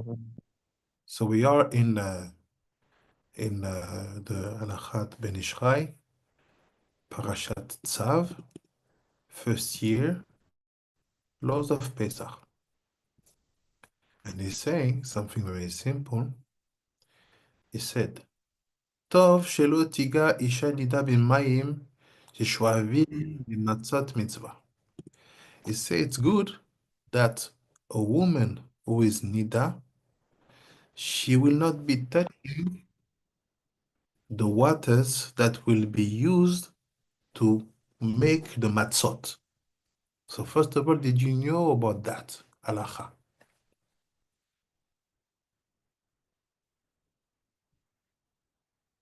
לא, רבי. תודה רבה, רבי הלל. So you see, for the Ben Ish Chai, first of all, he cannot even understand you buying matzot from a bakery or from I don't know who, and that matzot arrive in box. For him, it's like nonsense. We talk about someone who lived in the earlier 20th century. You say halacha, halacha, law, number 17. He said, be careful, don't let a woman nida touch the waters that will be used to make the matzot mitzvah. וכמו שכתב בחיים לראש, there's different books that talk about that. He said, ויזהרו לכסות פי הכד יפה שלא ייפול דבר לתוכה. He said, not only that, the waters that you will be used, you have to go to take them in the well or in the natural source. And after you have to make them, to purify them. See, when you will purify them, don't forget that they have to spend the whole night to bring the temperature of the water down. But cover them that nothing will be falling inside. And he said also, be careful. A non-Israelite should not see that waters. Did you know about that? No, Chief Rabbi. Wow. So see what he said. ואם הניחם בליל בגג, so if maybe you live in a place where you want to let them on the rooftop, היזהר להורידם קודם הנץ החמה. Remember to bring them down before the sunrise. Why? שמא ישכחם ותזרח עליהם השמש, because if you forget them and the sun starts to shine, או שמא יהיה יום מעונן דיומאה דעיבאה קוליאה שמשה, ואם יש לו אך טוב להניחם בלילה בערך סדרה. So he said, because the sun will eat the waters. So if the waters are hot, what will happen? Your floor will become chametz. So the waters will not be proper for the matzot. So first thing, halacha is telling you it's impossible that someone calling himself Ben Israel will not eat matzot made by himself. It's not complicated. I will explain why in 2 seconds. Let me just explain to you how you do. You need to keep in mind the basic rules.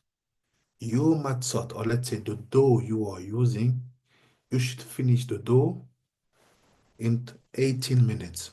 Meaning, if you do 1 kilo of dough, you will need more or less 7 milliliter of waters. You make your dough, you sense that, okay, the dough is a good quality.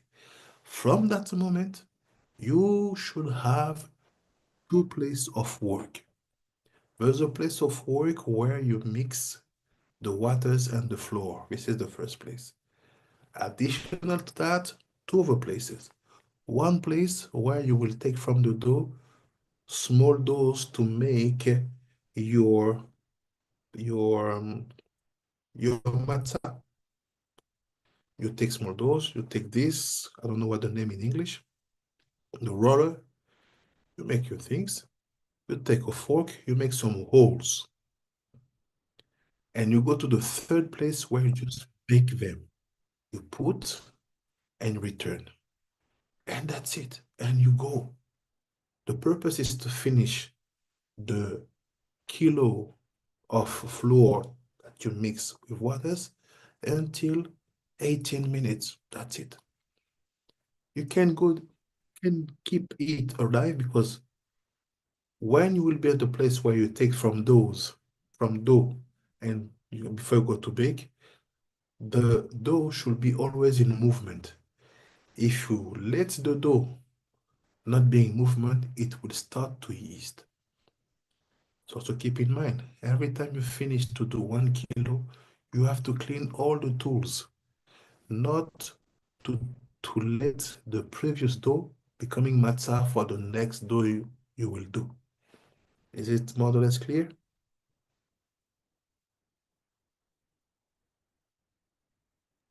Yes, Chief Rabbi. Yes. So try to do that. You need at least to be two, because at a certain point you have to keep the dough rolling and you have to make the small matzot and to bake them. You need 3 places. One place is where you mix waters and flour. One place is where the dough is separated by becoming matzot, and one place is where you bake. And just be careful that there is no connection with all the places, because that water should not touch the place where you form your matzot, and this should not be the same place where you cook them. That's it. It's very fast. And you say like this: don't let a Nida woman touch that. Halacha. My question is why? Who has any idea? Why?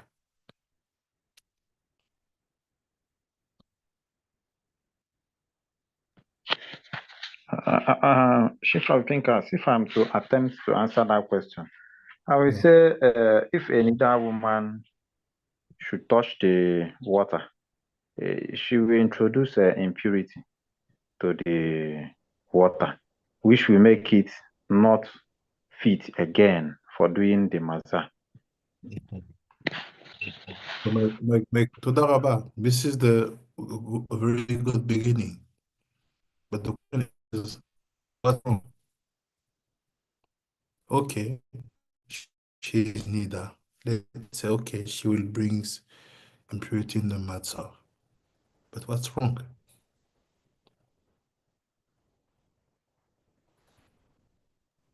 Chief Rabbi, I don't know the answer, Yeah. but I can analyze. So I would look into the characteristics of the woman that would lead the sage to say such. So we are the producers of the seed. I wonder if there's some connection with the role of the woman on that. I don't believe it's because of purity. I think it has to do with something else. Bezrat Hashem, I get you. You are right. But the question is, what is the point? What is the point behind that?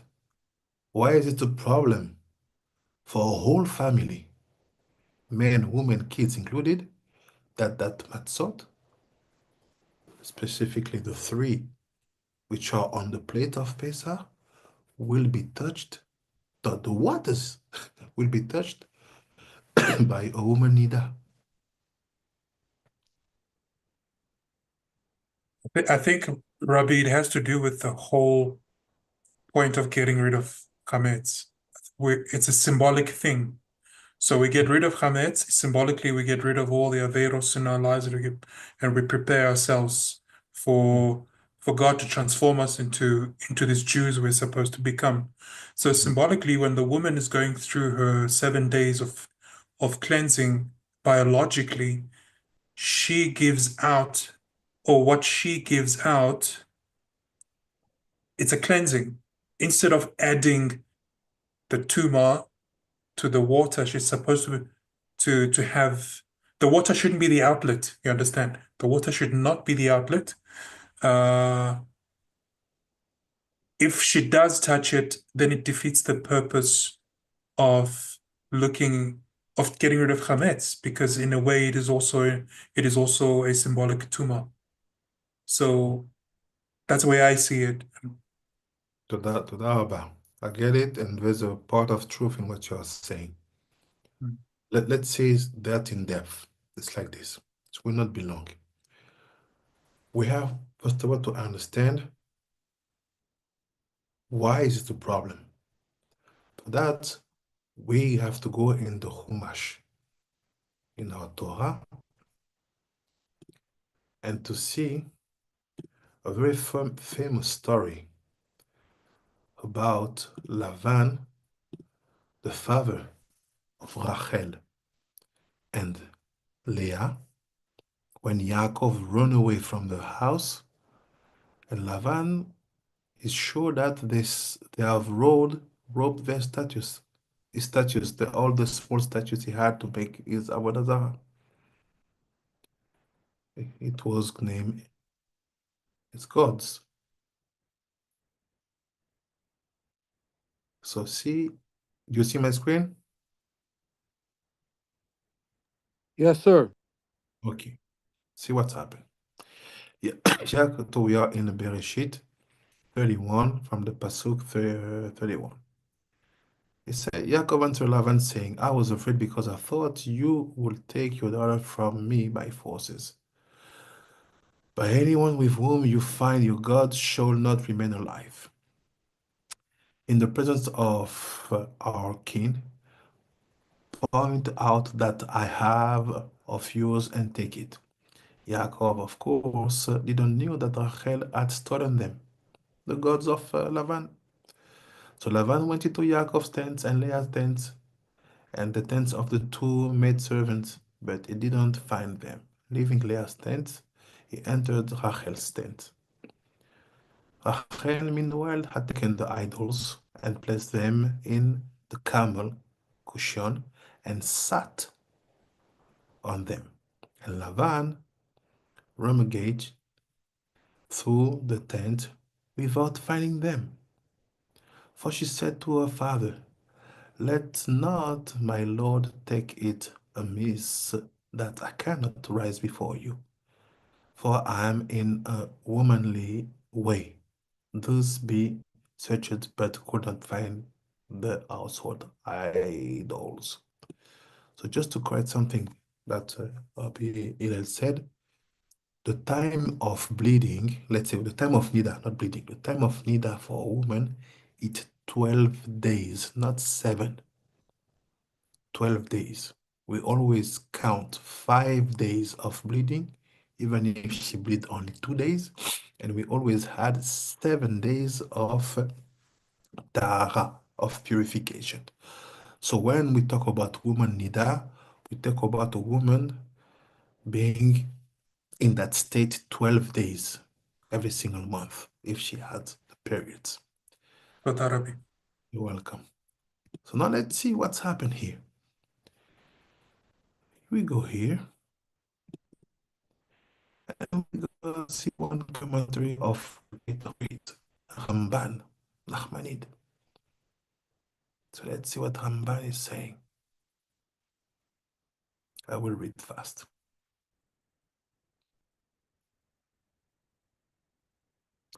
So look at what Ramban said. He said, let not my Lord be angry that I cannot rise up before thee. Ramban said, I don't understand what kind of an apology this is. Do women in that condition not rise or stand? Perhaps she said that her head and limbs feel heavy, and she was sick on account of the menstruation, for such is the customary way among them, and all the more among those such as Rachel, whose birth-giving powers are diminished since they have little blood. and the menstruation presses very heavily upon them. So I said, there's something to understand here, but many commentators didn't get the point. So Ramban, who is a Mikubal, it's Kabbalist Ramban, he said, here's the correct interpretations. The correct interpretation appears to me to be that in ancient days, menstruants kept very isolated, for they were ever referred to nidad on account of their isolations, since they did not approach people and did not speak with them. For the ancients, in their wisdom, knew that their breath, the breath of a woman nida, is harmful. Their gaze is detrimental and make a bad impression. As even he said, as the philosopher have explained. So I said, look, it was a whole knowledge that, let's say, the atmosphere around a woman, nida, is harmful. And here the Ben Ish Chai said, look, we are in the 20th century and we do know that. So in that point, we are totally different. We in South Africa, we make Obalim from the Ashkenazim. Because the Ashkenazim, we have the Chazon Ish. The Chazon Ish is the monument of the Ashkenazi world, who said for different reasons that Ashkenazi men are allowed to eat from the food cooked by a Nida woman for a different reason. But we, Bantu Israelite, and especially areas like Igbo's one, we never removed it. Never. Why? Because look what he's saying. Hamban is telling you in the commentary. It's harmful. So let's see what he said. He said, I will yet mention their experiences in this matter. And the menstruate dwelled isolate in tents, where not one entered, just as our rabbis have mentioned in the Braita of Tractate Nida.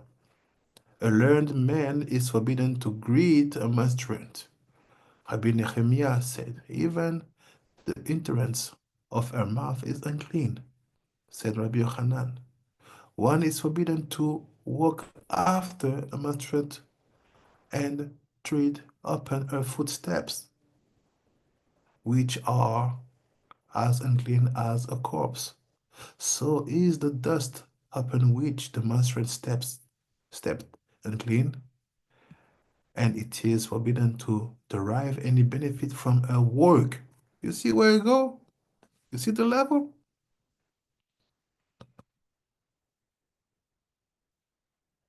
Are you with me? Chief Rabbi, Yes. a question. I hope I'm not taken out of the context. And a married man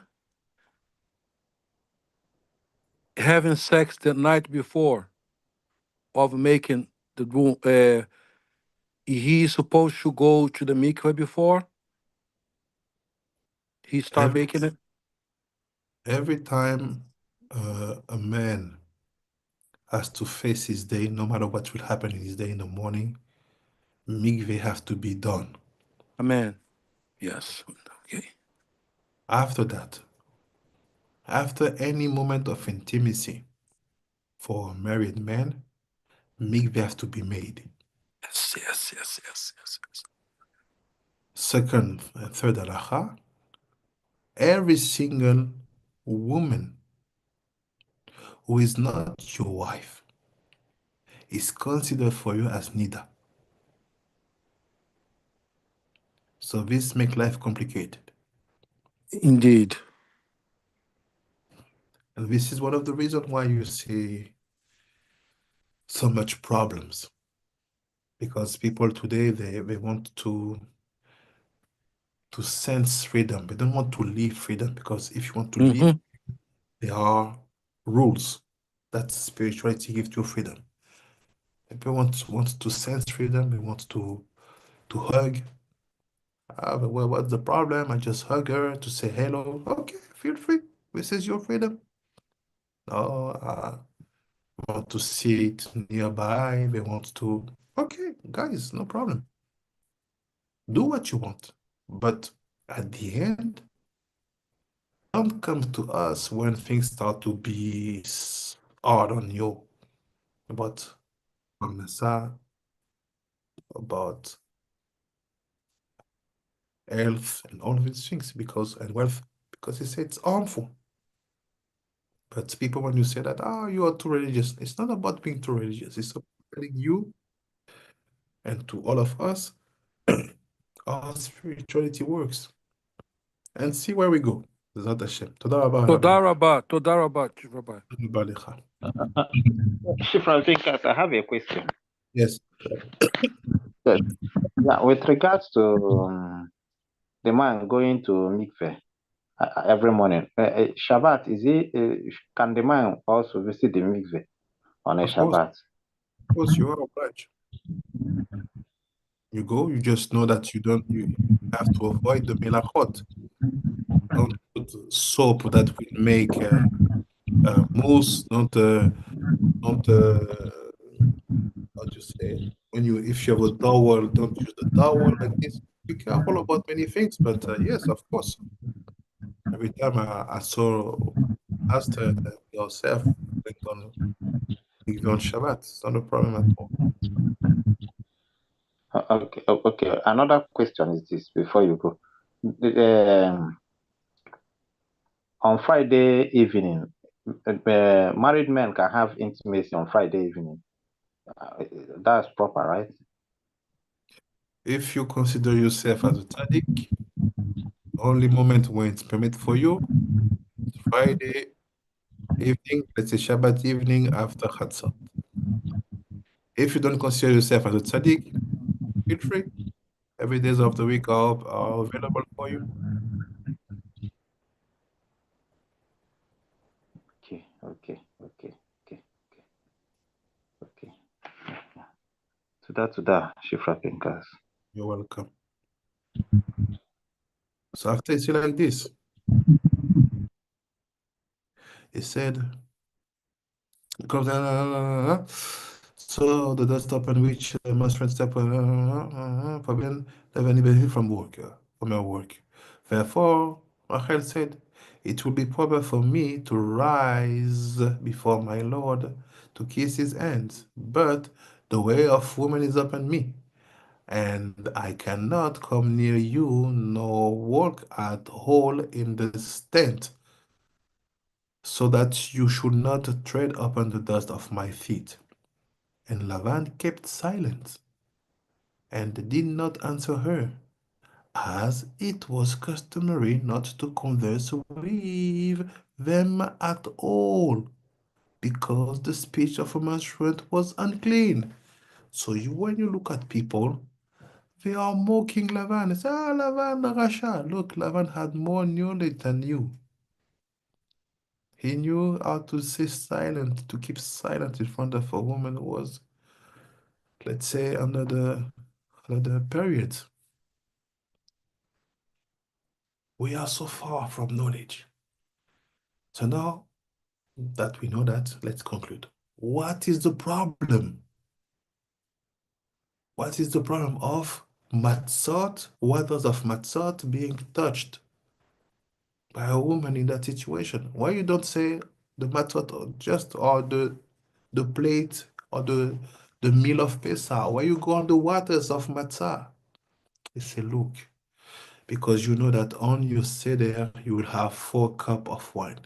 That 4 cups of wine, they will be here to build your bina, left brain. It's feminine aspect. And the matzot, the 3 matzot that you have, it's not only Cohen, Levi, Israel. For us, it's Chochmah, Bina. That.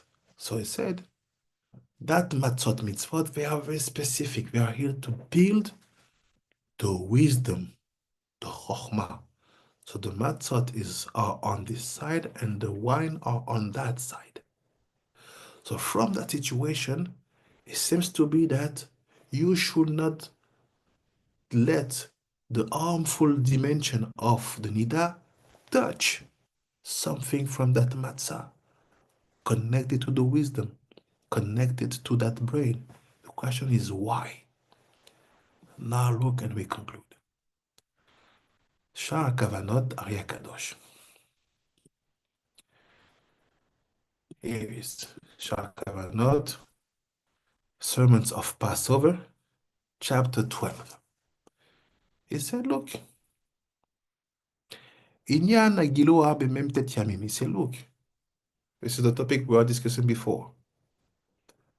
What do we do when it comes about shaving during the 49 days of Omer? To keep in mind, 49 days is the kollel of 48. 48 Cham. It is Cham. Our heritage, let's say like that. Oh, let's move. He said, עניין הגילוח במ"ט ימים אלו לא היה מוריזלה מגלה. So c'est הרי הקדוש לא היה מגלה ראשו אלא בערב פסח ובערב חג השבועות. He said, when were the moment when Ari Kadosh used to shave his head? It was before Pesach and just before Shavuot. That's it.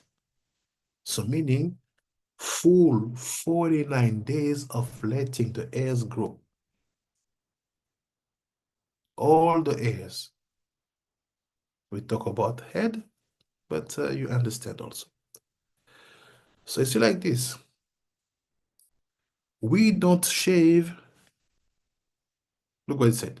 Velo aya megalea beyom rosh chodesh Iyar. It said he wasn't shaved his head on the new moon of Iyar, on Rosh Chodesh Iyar.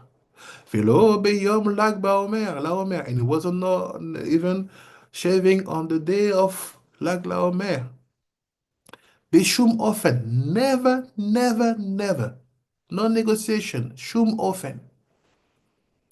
Inyan lag laomer. שעשו בהספד, בתענית ובנפילת אפיים דע. He said, about the day of the Ilula of Rabbi Shimon Bar Yochai, the Lag LaOmer, the 33rd days of the Omer.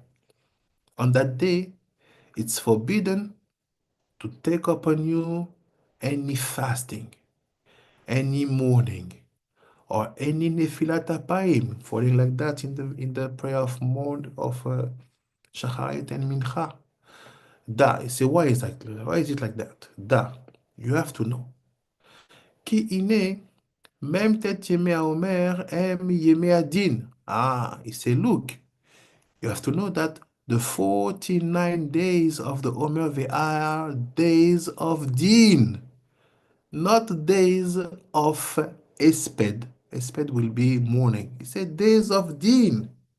This is what I told you just before. They are days of din, kaniskar, like we explained already. She'em sod ashach dinim, which are the secret of the 320 dinim, amit matkim beyamim elu, that becomes sweeter in the days. That's why we have no problem listening to music. We are not in mourning. We are in dinim. Now you can see it written in front of you, black on white. C'est what is the reason? והטעם, what is the reason? לפי שעדיין זהו כל מ"ט ימים אלו בבחינת קטנות. It's because the vav during all these 49 days is in the dimension of smallness. It's a small, it's a katan. עד חג השבועות, till the day of Shavuot.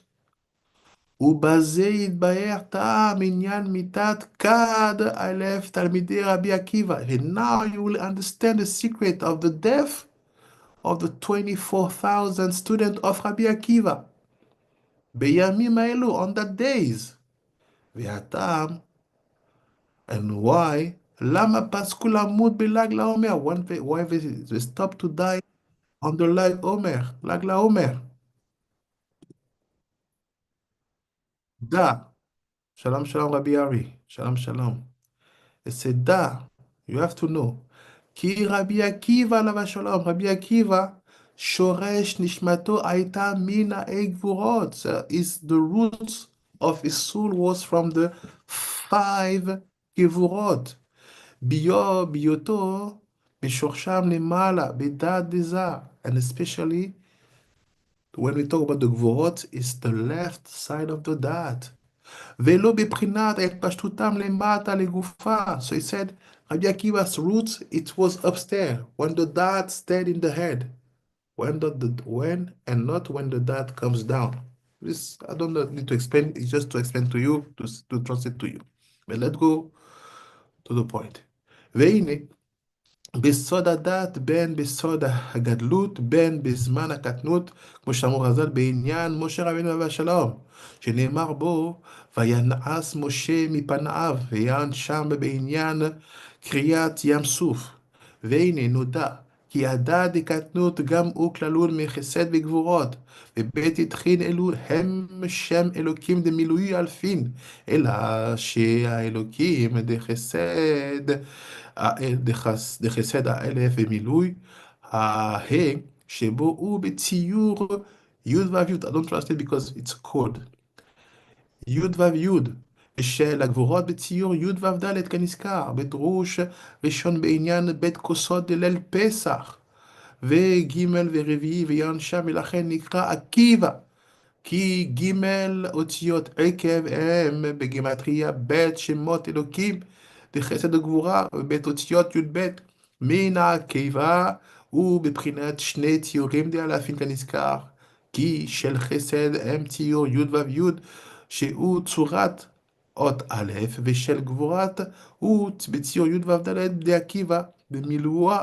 ונמצא כי בית אותיות י' א' של עקיבא הם בציורים אלפין של בית אלוקים הרומזים בג' אותיות עקב מן עקיבא. והנה רבי עקיבא הוא היה אב ורבי לכל הנשמות הנמשכות מאלו הגבורות המתפשטים בגופה. לזה, לפי שעבר כללות הדת העליון למעין בשורשו למקומו. Basically, he's explaining to us why Rabbi Akiva was called Rabbi Akiva based on the roots of his soul. I make it very simple. אבל תלמידיו הם מבחינת הגבורות המשפטות ממנו, המתפשטים בגופה דזר, ולפי שהקטנות קודם אל הזמן הגדלות, ולכן הקדימו בבחינת אותם הכד אלף תלמידים שהיו לו בברכתו מגבת ועד אנטיפס. כמו שאמרו חז"ל רבתם, ואיות המספר כד אלף, לפי שהדעת של קטנות הוא שם אלוקים כנזכר, והוא מצטרף לכך צירופים כנודע, כי כל תיבת בה אותיות בונה כך בתים ונמצא, כי יש בהם כד צירופים. נתחיל באות א' וקצרים מצוות אות מ' וכולי, ואלו הכד אלף תלמידים כולם היו מבחינת כד צירופים א' של אלוקים. Don't worry, I'm reading, even if you don't understand, I'm talking to your soul, don't worry. This is giving to you information, just listen carefully and it will be enough. It will be enough for you to get some instinct and initiative on Pesach. צירופי אלוקים, האלף שבהתחד לגבורה, המתפשט בגופה דזה, וכולו בבחינת האות א', כי א' ואלף והכל אחד. גם זולת זה נודע כי שם אלוקים במילוי ההין בריבועו עולה גימטריה אלף, והרי בית טעמים למה היה מספר כד אלף ולסיבתו ולסיבת היותם ממוחין לקטנות, ולכן היו מבחינת הדינים הקשים והיו כנתרנין ושונאים זה לזה. כמו שאמרו חז"ל, שלא היו נוהגים כבוד זה לזה. וכאשר באו ימי האומר שבין פסח לעצרת, שאז הוא זמן הקטנות זה, והם ימי הדינים כנזכר, ואז הוא זמן יניקת החיצונים, לכן פגע בהם אז מדור הדור של הקטנות, על שלא נהגו כבוד זה לזה, ומתו בימים ההם בהיותם קטנים, ולא הגיעו להגדיל ולהעריר ימים לסיבה נזכר בבואו יום ל"ג לעומר, אז נתגלה הקטנות שני של אמא, שהוא שם אחדתם, אשר באמא. So it's basically like this. How come you don't survive if you don't change your mindset, the way you see life, the way you interact with the others? How come that days will be hard for you? He said, because you don't change. You have to try to have a better behavior, a better way to talk, to interact with people, especially on that days. All the moment of the year, you can have your moment of anger, you can have your moment of things, even if at our level it's forbidden. But let's say let's talk about the masses. I know, I have my moment sometime, I can scream, okay. So you have your moment, no problem. But you don't have your moment during the 49 days of the Omer. Because at that moment, because the dinim they are ruling, you will pay cash. That's why we try to tell you, to warn you, be careful about that mindset. Not to be among the one who are gonna die, be among the one who are gonna survive. So now let's finish. It's here. I will jump a bit. There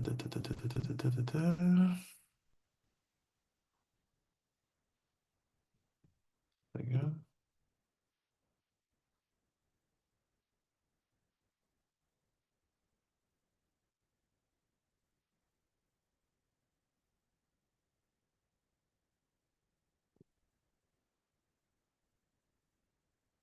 Let's see here.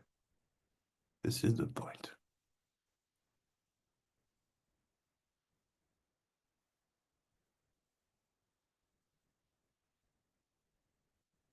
Second.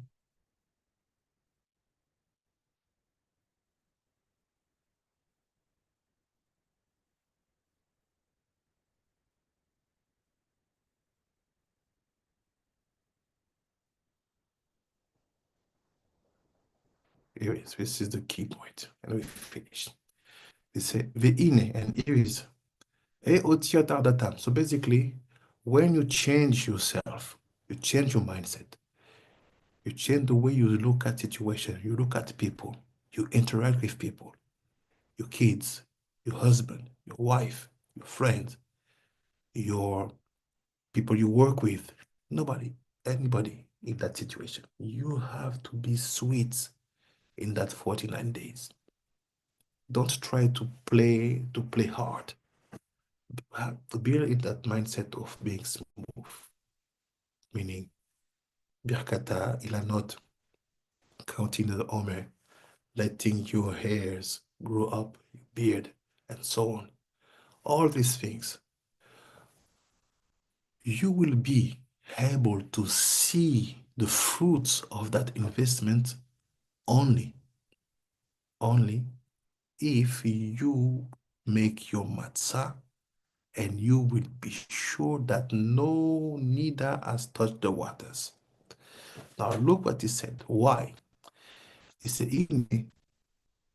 when you succeed to change yourself during all that moment, you will change the name Elohim, which is basically hard, rigorous dinim. We'll change it to Achdatam, the Aleph of Elohim instead, the Mem of Elohim instead, but the middle letters will be changing, going backward. The lamed of Elohim will become Chaf. The He of Elohim will become Dalet. And the Yud of Elohim will become Tet. It said, what is that? Hem so da gvurot di gadlut said, it's when you take all the rigorous dimension and you bring it to greatness. Meaning, you are not playing small. You are not afraid. You are not full of figures. You are large. You are open. You accept the differences. You exchange. And he said, when you achieve that level, the alze amar, it's written, akatuv, bitru badonai, meaning give you trust to Hashem. Not the connection. Look, this is the secret. Ad till the end of the times. Ki u imaila ave u rachamim v'lachen bo talui abichon. This is the secret. Why you should be careful about the words of the matzot, because the matzot will work on the brain we call chokhmah. Because that brain we call chokhmah will be dressed in the brain we call bina, ima. That brain we call ima, it's ima ila'a. And when you will be able to keep your eyes that no neither woman will touch the waters of the matzah mitzvah, at that moment, you give yourself possibility to achieve the level of what we call bitachon. What is bitachon? It's a higher level of faith. It's more than faith. It's more than safety. It means that you will be here believing that the words and the action, the desire of God all the year will be made upon yourself, upon your situation. Every time you have a doubt about, maybe it will be hard, it's because you don't trust. You don't have the bitachon. It's not about faith, to be sure. So when you build that certainty about your interaction between you and Hashem and what Hashem can decide upon your 7 type of shefa, meaning wisdom, life, zera, leadership, wealth, health, all these things, all these shefa, it's based on the matzah.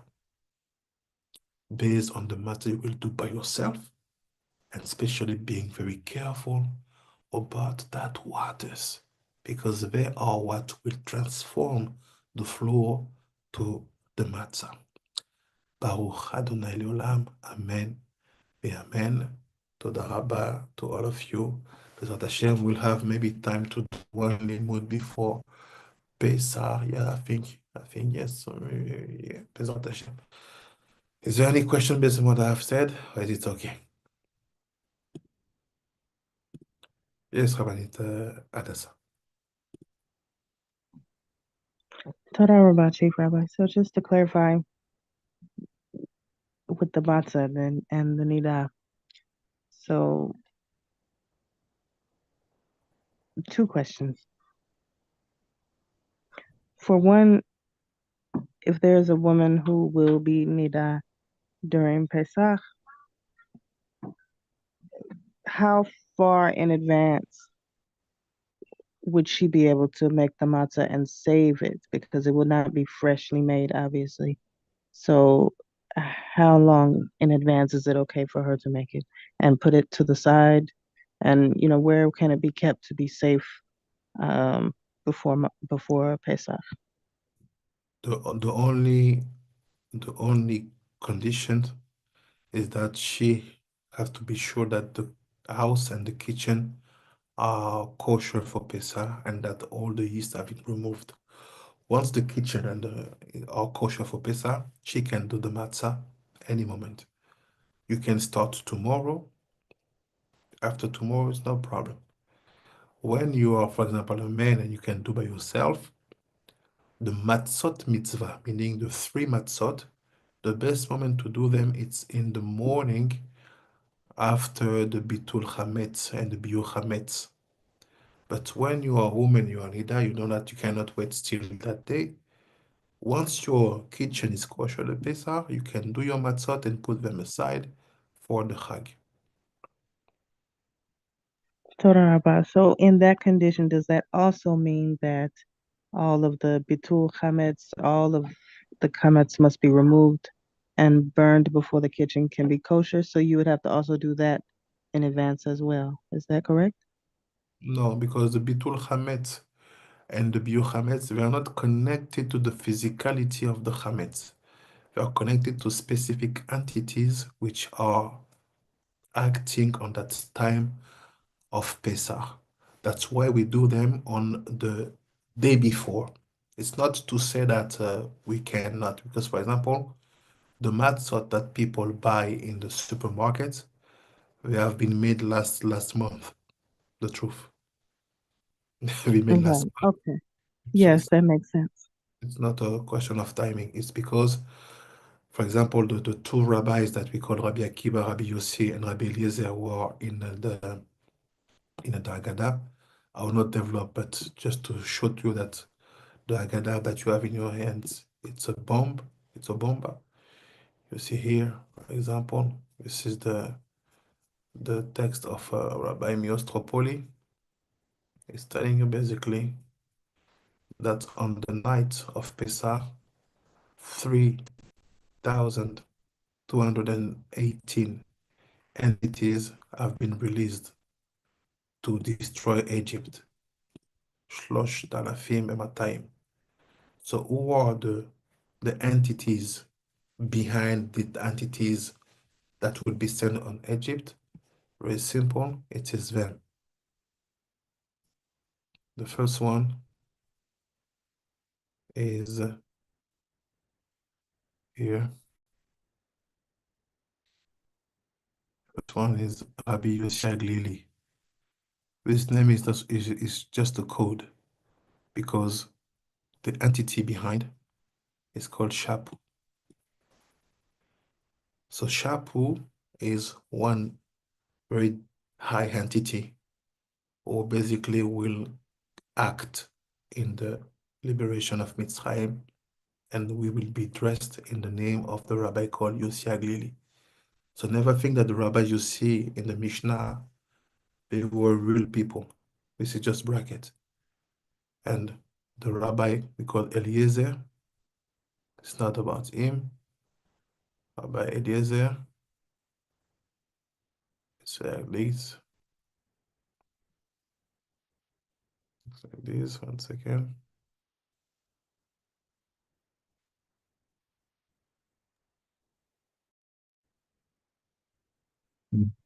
It's here. Paragraph on the bottom. You see Takal. Eliezer is Takal. Is the entity that we know that will act. And Rabbi Akiva, it's Ashtsa.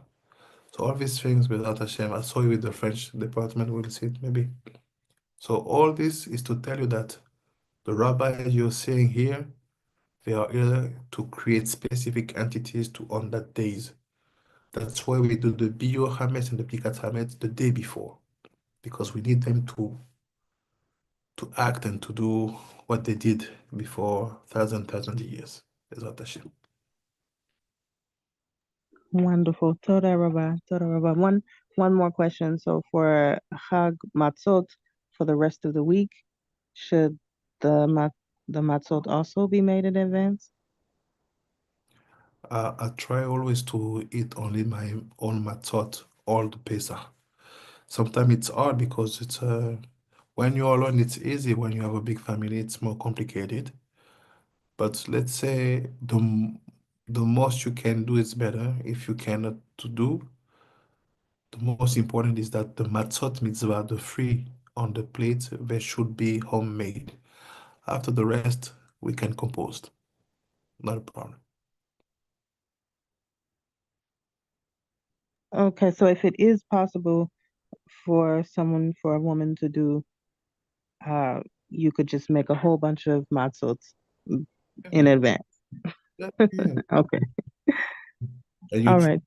the three best, the three most beautiful, and you keep them for the mitzvah of the Agada. Okay. Toda Rabbi, Chief Rabbi. Yes, Rabbi Hillel. Rabbi, I'm gonna take advantage and go down a rabbit hole. You mentioned that the sages say that a man is to consider a woman that's not his wife as nida always. Where Yes. does this put a Jewish doctor? Uh, is the person supposed to go to work, come back, and then go to the mikveh every day after coming back from work? Are they supposed to ask only to consult male patients, which is impossible during your training years? So what does your wisdom say, the wisdom of the sages say in this case?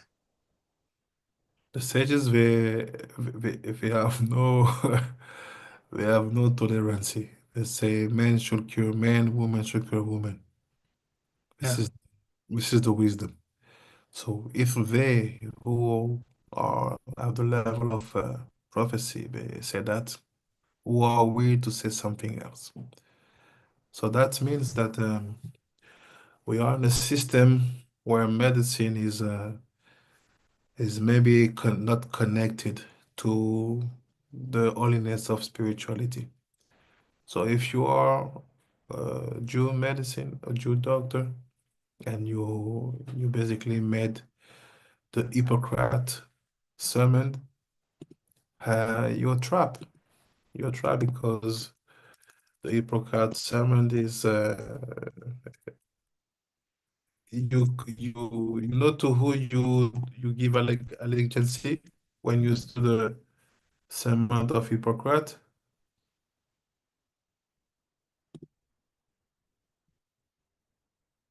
Do you have any idea to who they bow down when they do when you become a doctor, basically, and you are able to do the Hippocratic oath? You know to who you Uh-huh. bow? No, not clear. Okay, so look,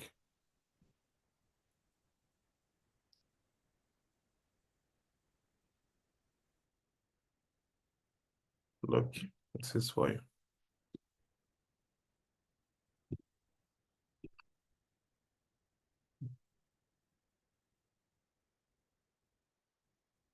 Yes, said that earliest surviving copy, the oldest partial fragment of the oath dates circa. So we are in the Hippocratic oath. You are a doctor, right? So look what you say. It is in Greek, it is in English. I swear by Apollo. Ah, it's finished. Who is Apollo? Touché. Already. Touché. Yeah. It's done. So he's Yeah. here to heal you, but at the same time, it's known that he's the one who can help you to seduce women. So when you're a doctor in that level, uh, if you refuse to heal women, you will be removed from the doctor order because you are not allowed to refuse to heal someone. So we have a lot of Jews being doctors. Let's say, let's just pray and do and do our Torah properly. That's one day we will have a possibility to make to do medicine according to the wisdom of our Torah and of our ancestor, and not according to the wisdom of what was stolen to our ancestor and to our Torah. Bezrat Hashem. But yes, at least if you do that and you're on that system, mikveh every day. And I see. try also not to exaggerate. Try to keep to do the minimum. If you don't need to touch the woman, don't touch her. If she came from for something like she has a pain and you can cure or you can give advice without going and touching her, okay, you can also Mm, learn that small things. Bezrat Hashem. I see. Thank you, Rabbi. You're welcome. Welcome. תודה רבה לכולם, תודה רבה רבי הקוצ'וקו, תודה רבה רבי ארי, תודה רבה צ'יפרה באזורה, תודה רבה רבי פונקה, תודה רבה, רבנית הדסה, תודה רבה, רבי הלל, תודה רבה, רבי קצ'וקו, תודה רבה, צ'יף רבי קיש, תודה רבה, מאמה קיטוקו, תודה רבה, רבנית נדז', רבנית נטליה, תודה רבה, רבי משה, תודה רבה, צ'יף רבי ישי משה, תודה רבה, רבי יהושע, תודה רבה, רבי יוחנן. לילה טוב to all of you. בעזרת השם, see you the week. ושמח to all of you. בעזרת השם, בעזרת השם. תודה רבה, רבי. You're welcome. ותודה רבה. תודה רבה, Chief Rabbi. תודה רבה. Glad to be back in Limud. Baruch Hashem, we're happy to see you. We love your dynamism, and thank you also for the support. I just saw the message. Toda rabba rabba for everything, Rabbeinu. Toda rabba rabba rabba. And toda rabba to the one who are on YouTube, Rabbi Mentitius, and Rabbi Nate Sadia, and under microscope, Shalom Shalom to all of you. Laila Tov, Pesach, Kasher, V'Sameach. Bye bye. תודה, תודה. תודה רבה. Bye, bye. תודה רבה.